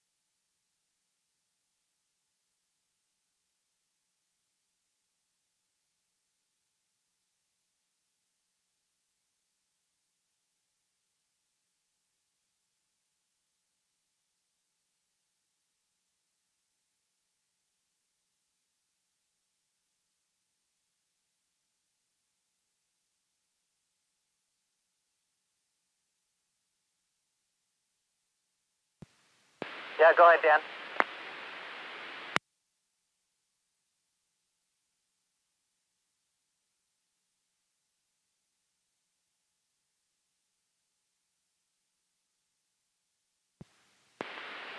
Roger, 3690.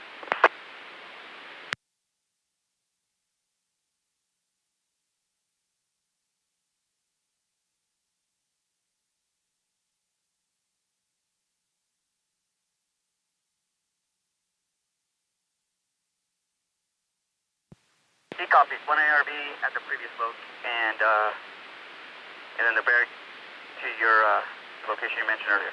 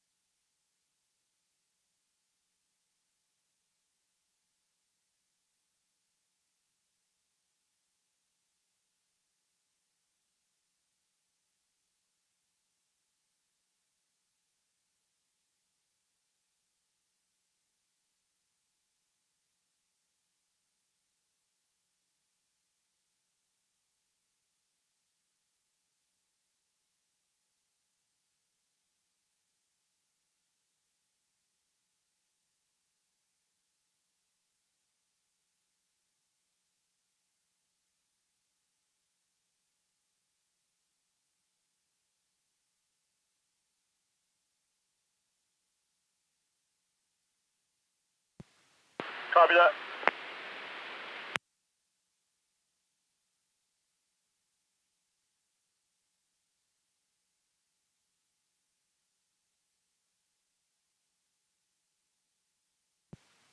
Okay, copy that.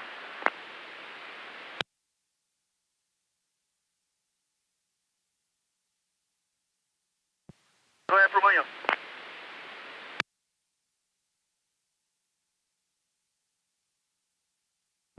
Go ahead for him.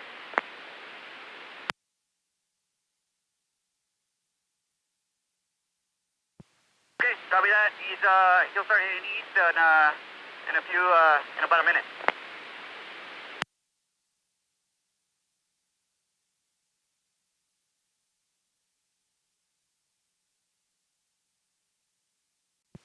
Okay, sounds good. You want us to set up the boom at this location, drive it east, or another location?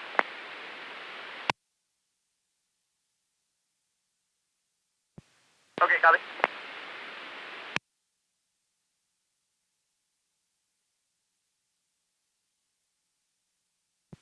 Okay, copy. I think there's only one option, so we'll set it up in a little bit.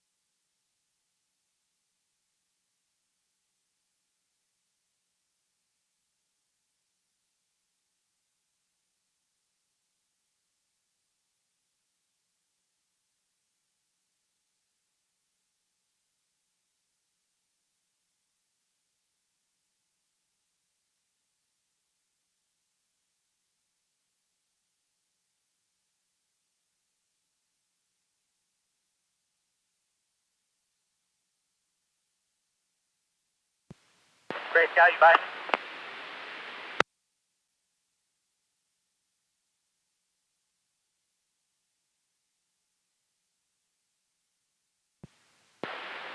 Gray Scout, Dan Leon, you bye. Firecat and the rest of the convoy is 97, and it's filled up. Do you want him to stay here, or you want me to send him out to you guys?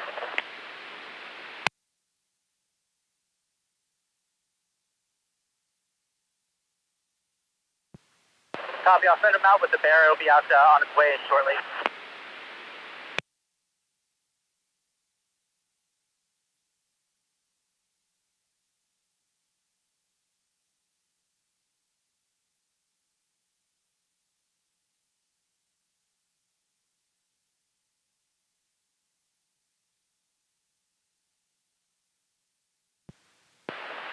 Copy, we're going to keep one Bearcat over here, and then the bear's going to go on your side.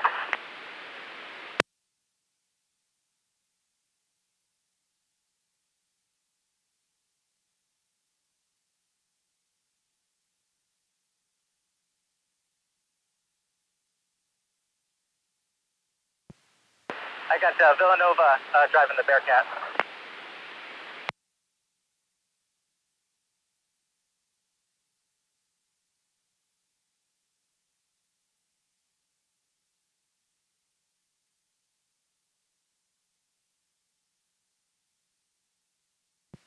Roger.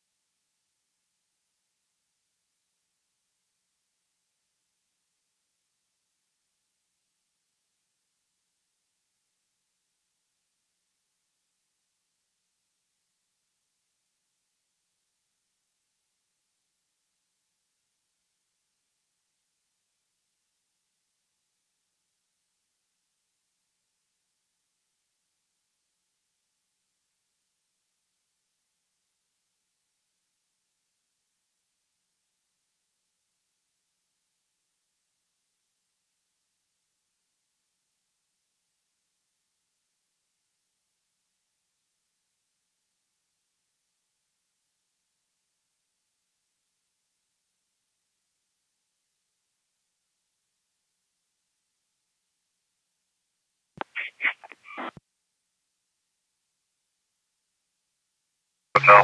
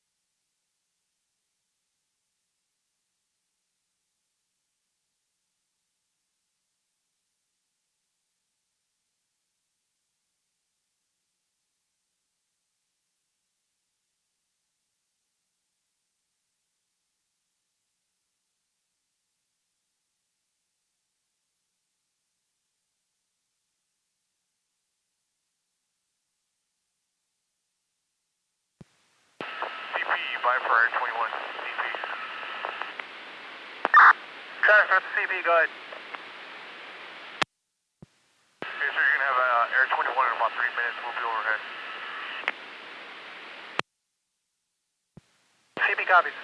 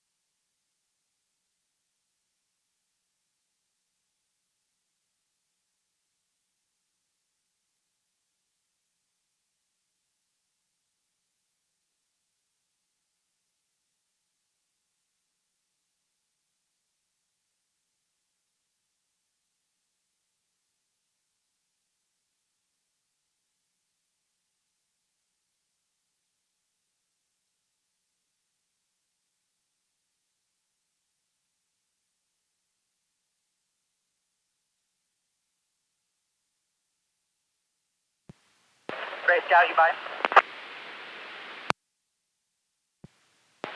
Hey Dan, they got some bank poles, baffles. Do you want anything coming with this bear to your location, or do you want it all to stay on the Bearcat over here?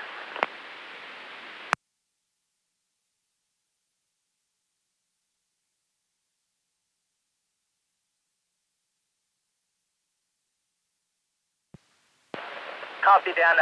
But do you want any gas setup at the bear, or do you want it on the Bearcat?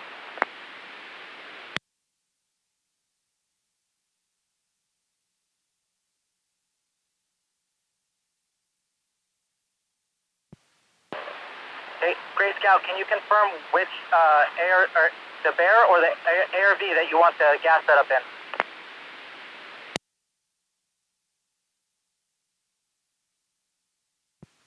Roger.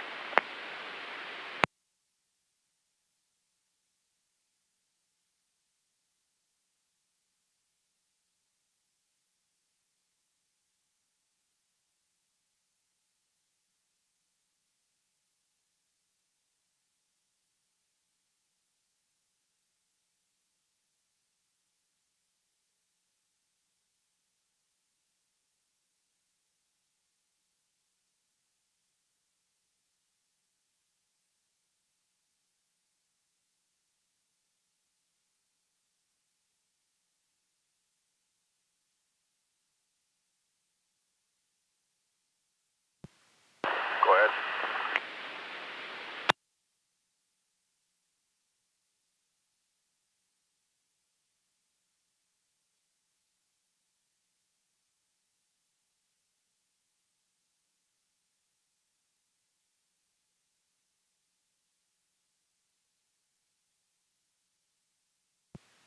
Copy.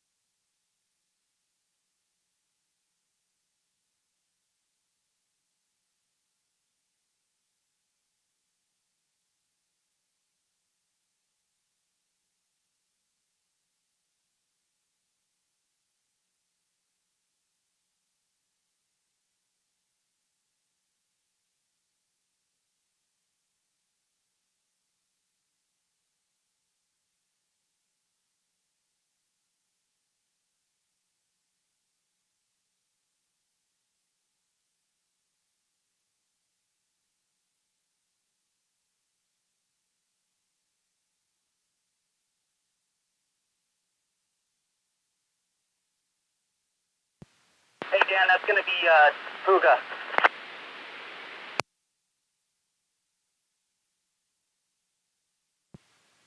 Hey, Dan, you got Edgar and myself.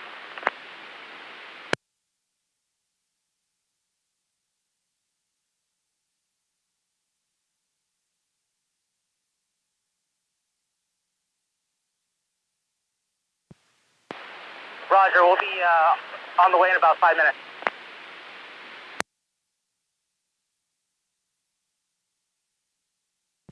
CP to Air 21, you by? Airship. Air 21, confirm you have downlink? Confirm. We're working on it now.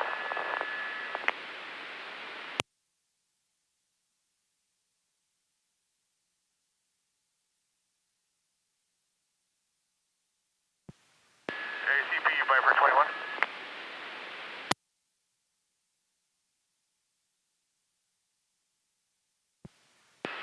CP, Viper 21. Go ahead to the CP. What are you guys on? HD 6.5?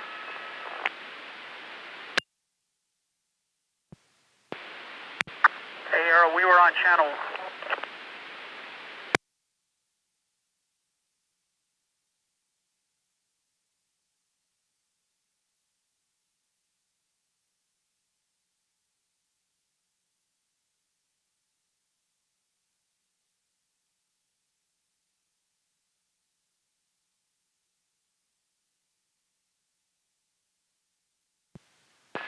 CP 10-9, what are you guys on for Air 21? Hey, Air 21, we were on channel 1.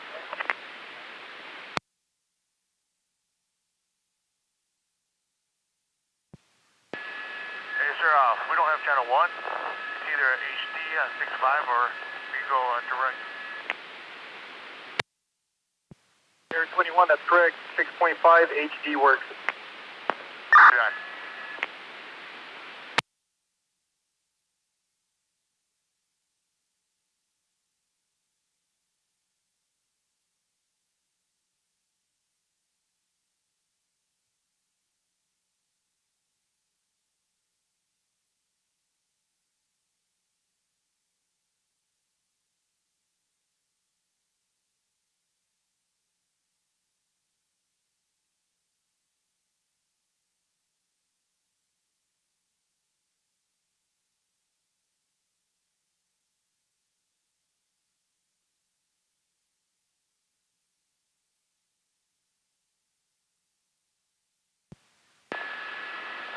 CP Air 21, check HD 6.5 now.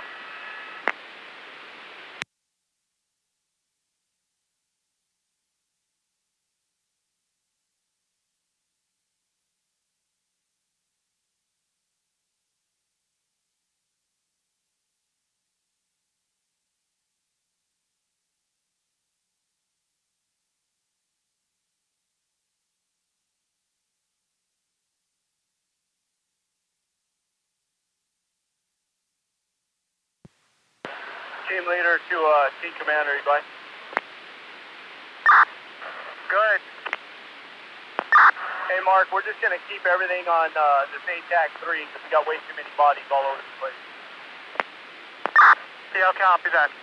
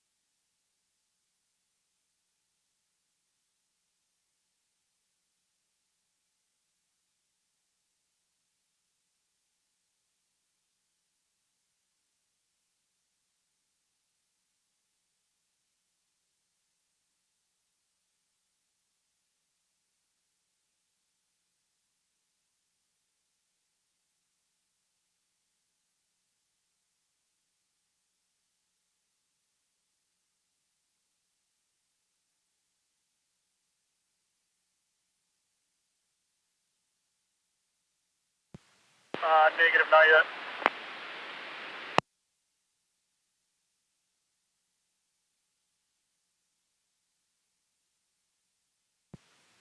Copy that.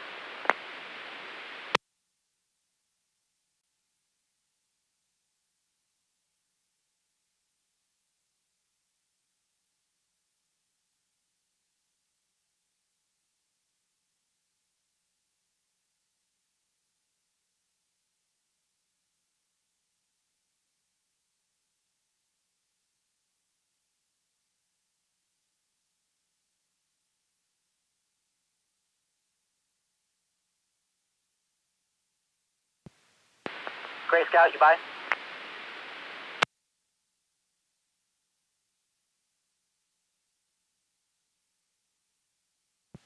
Stand by real quick, Brent.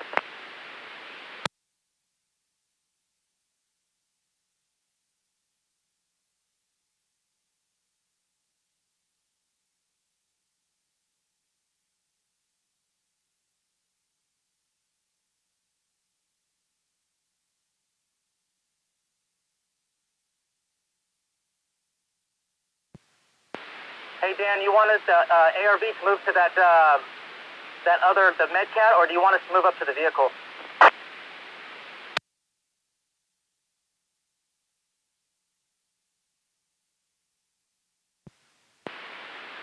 We'll have to check it out as we get closer. Let us move forward, and I'll advise.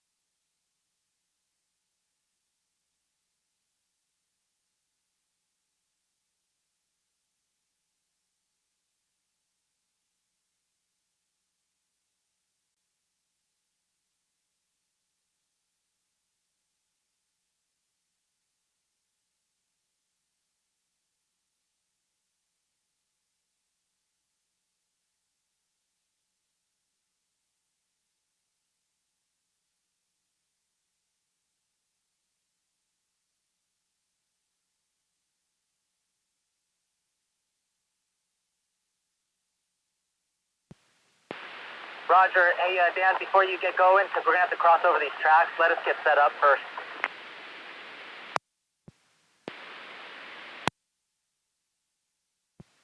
Roger.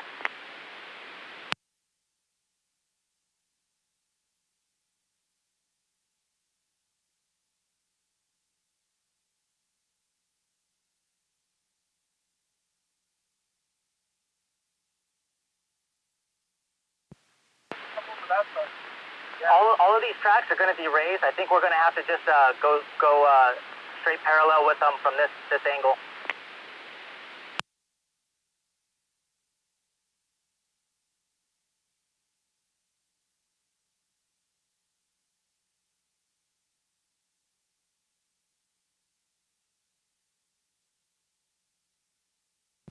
Just 1 second, Dan.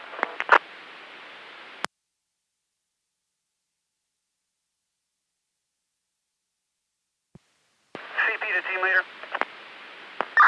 Go ahead. Hey, Russ, 21 to team commander. Copy. Give me a second. Moving stuff in.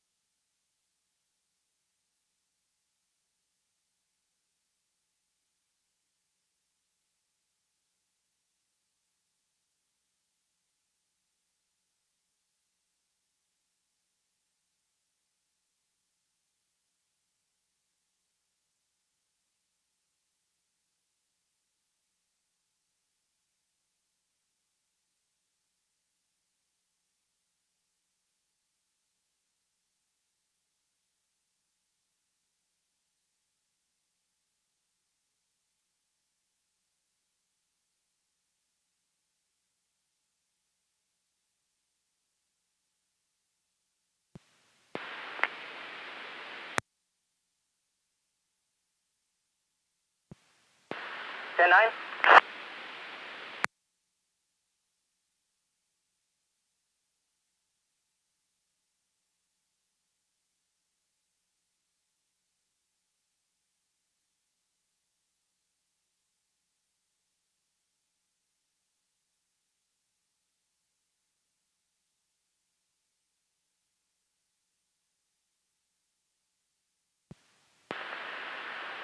Hey, Dan, I'm ready to move in. It's going to take me a little bit longer than you, though.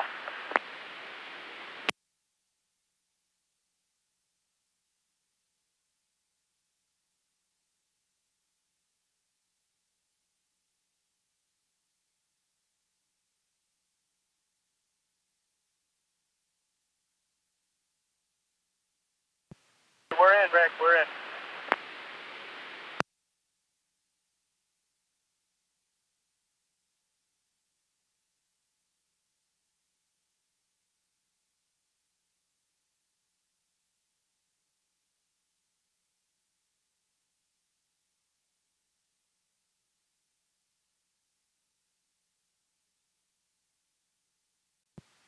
CP Air 21. Leadership. Hey, can you pan that camera out just a little bit, please?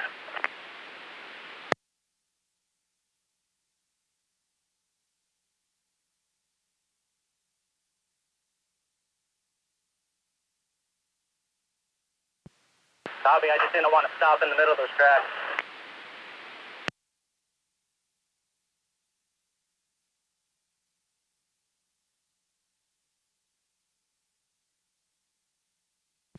I'm going to walk behind you so I can kind of see your tracks here on the in relation to the railroad.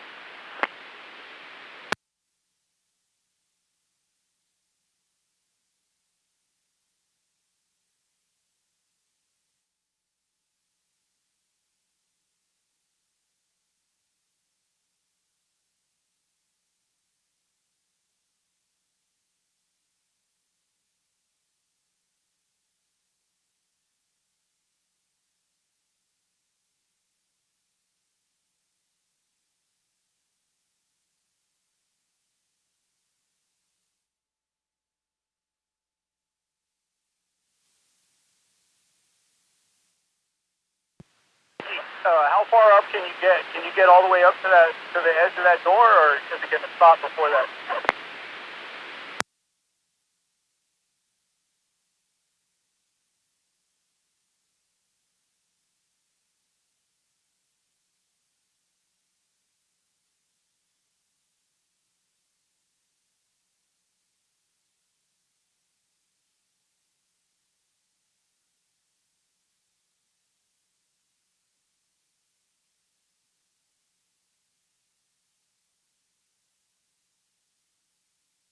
Them in. They're starting to lose their patience with this suspect who said that he was going to surrender, just needed some time, but it's been more than 2 hours since that phone call between the deputies and the suspect. So they've got the Bearcat now moving into position, maybe trying to intimidate this suspect, trying to get them to come out on their own accord, but they're certainly setting up like they may be getting ready for an operation to bring this to a conclusion by force if the suspect decides that he's not going to give up. And now here we see creeping forward a little bit. Now, I was talking about this earlier, thinking that this is what they usually do. They like to come in and they're going to put it basically nose to nose. So that's actually built look into at the the ground. Bearcat here driving right up to the suspect vehicle. Now they can, they're basically within earshot of the suspect and starting to get a lot more serious about bringing this to a conclusion. Live in Sky 2 overhead. Blocking it with this sunshade.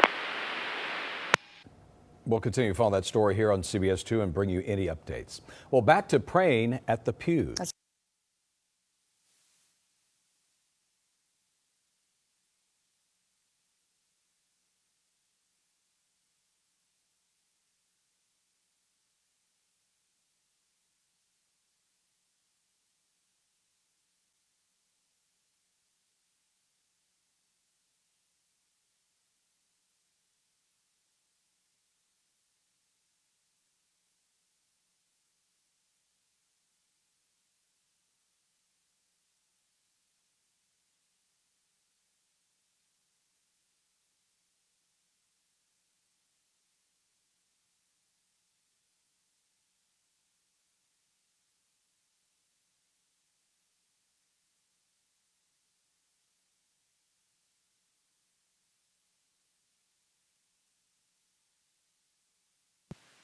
First target.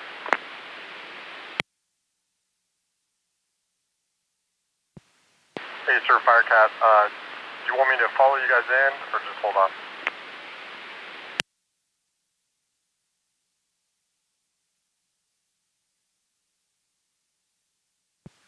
Copy, sir.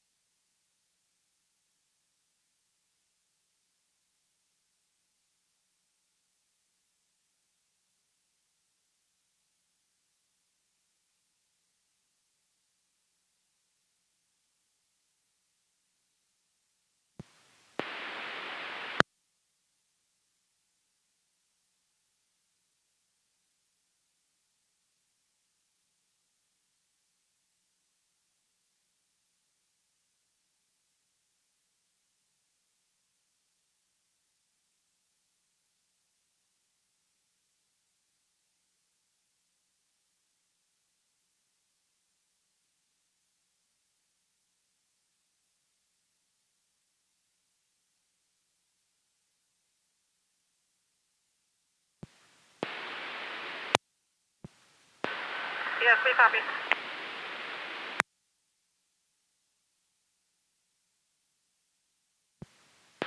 Hey, Rick, you're not going to be able to get up that rail that way. You're going to have to hit it more at an angle.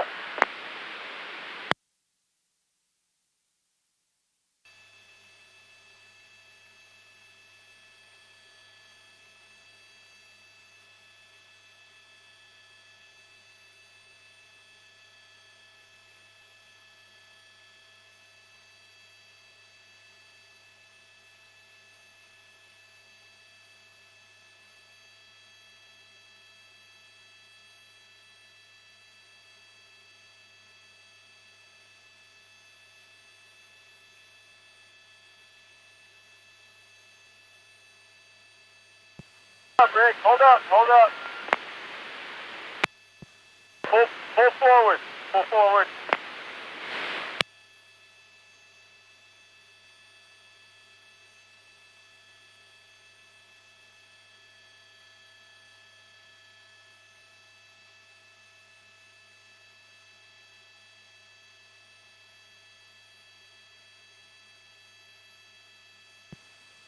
CP to team leader. Get out. Go ahead.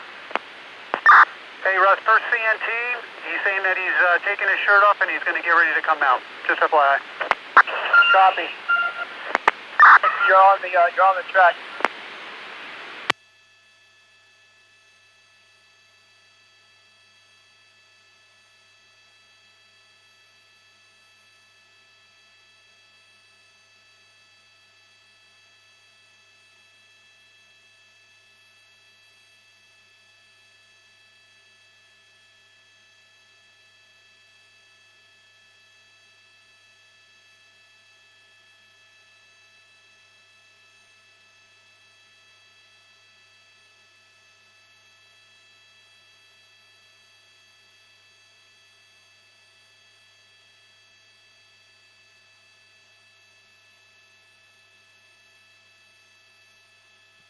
Copy.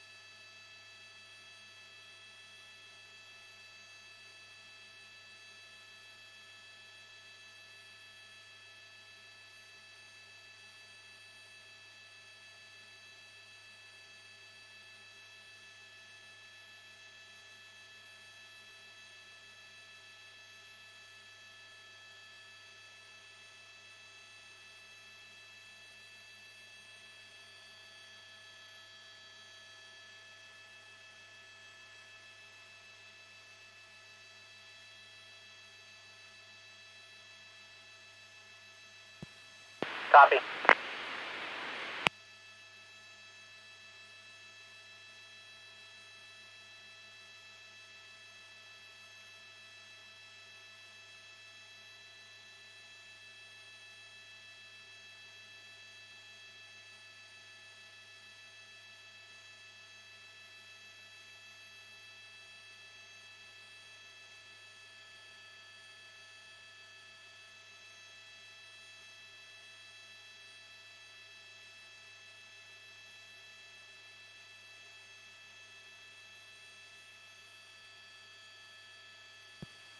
It seems to be smoking a cigarette. I'll keep doing an announcement.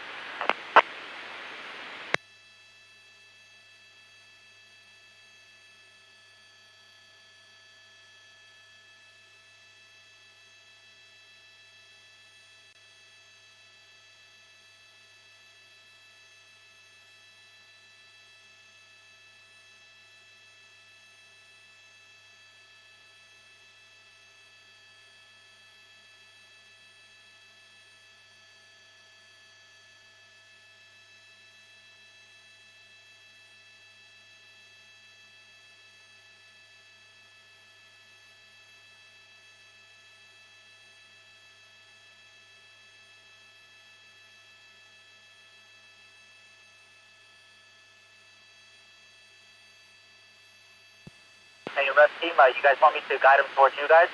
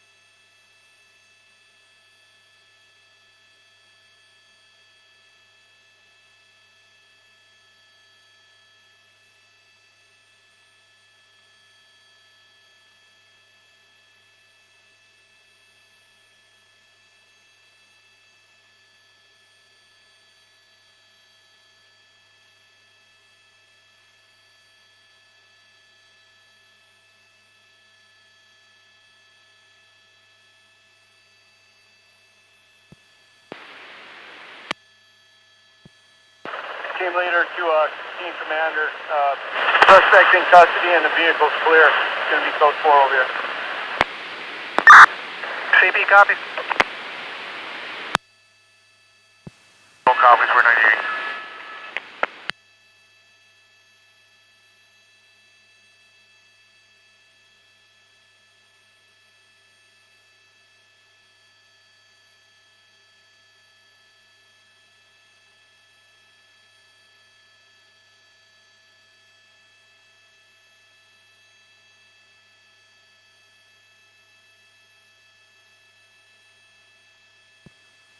CP, 2 units on this 417 Central Avenue Tamer for OSS, narco OSS. Do not search the vehicle.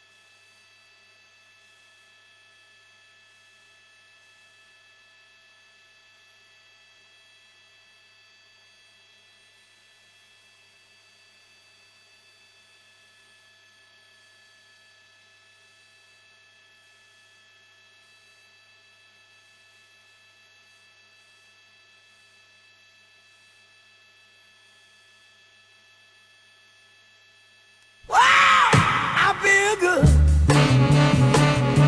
I knew that I wouldn't.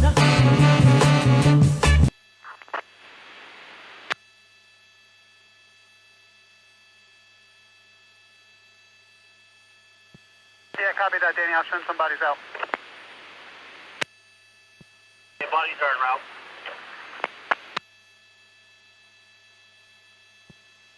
Yeah, 20 or 2, standby for 21.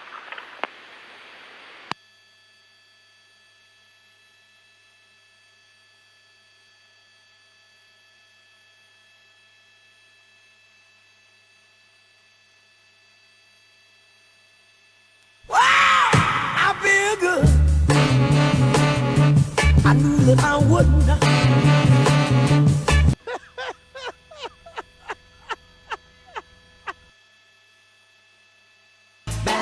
Bad boys, what you gonna do? What you gonna do when they come for you? Bad boys, what you gonna do? What you gonna do? Make sure I got your This is boyfriend filmed bag on and shield. location with the men and women of law enforcement. All suspects are innocent until proven guilty in a court of law.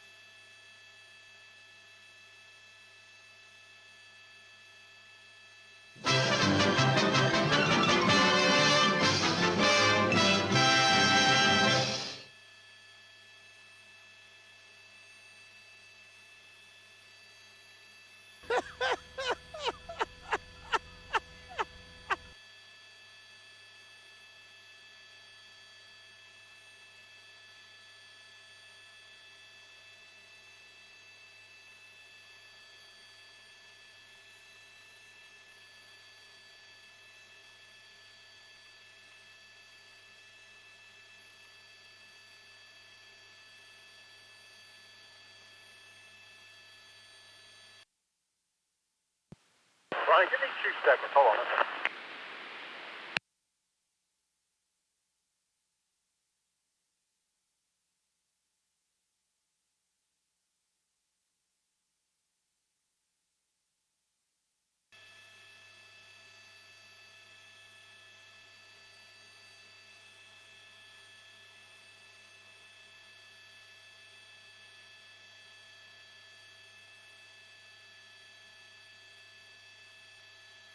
Off, here's Desmond Shaw.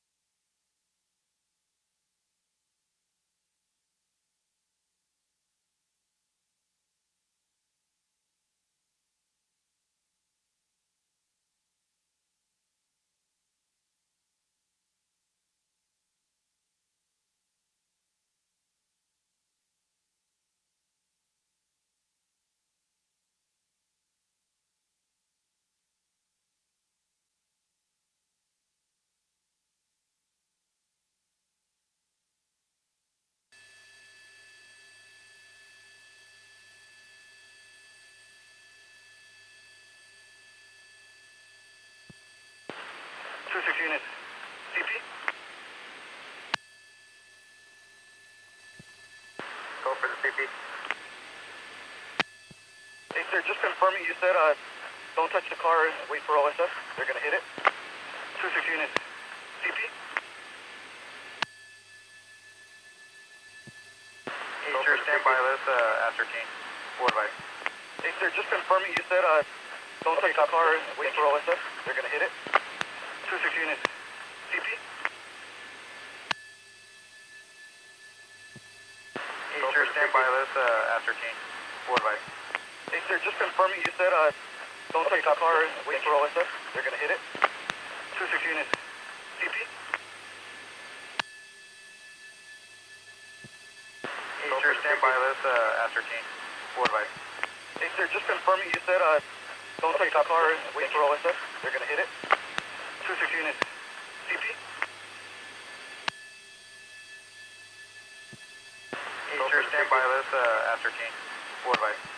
Hey, sir, just confirming you said, don't touch the car and wait for OSF. They're gonna hit it. 26 units.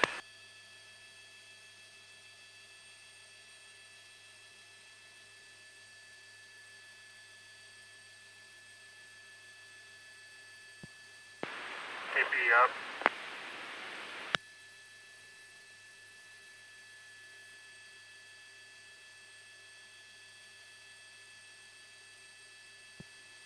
Deputy Poogie, bye.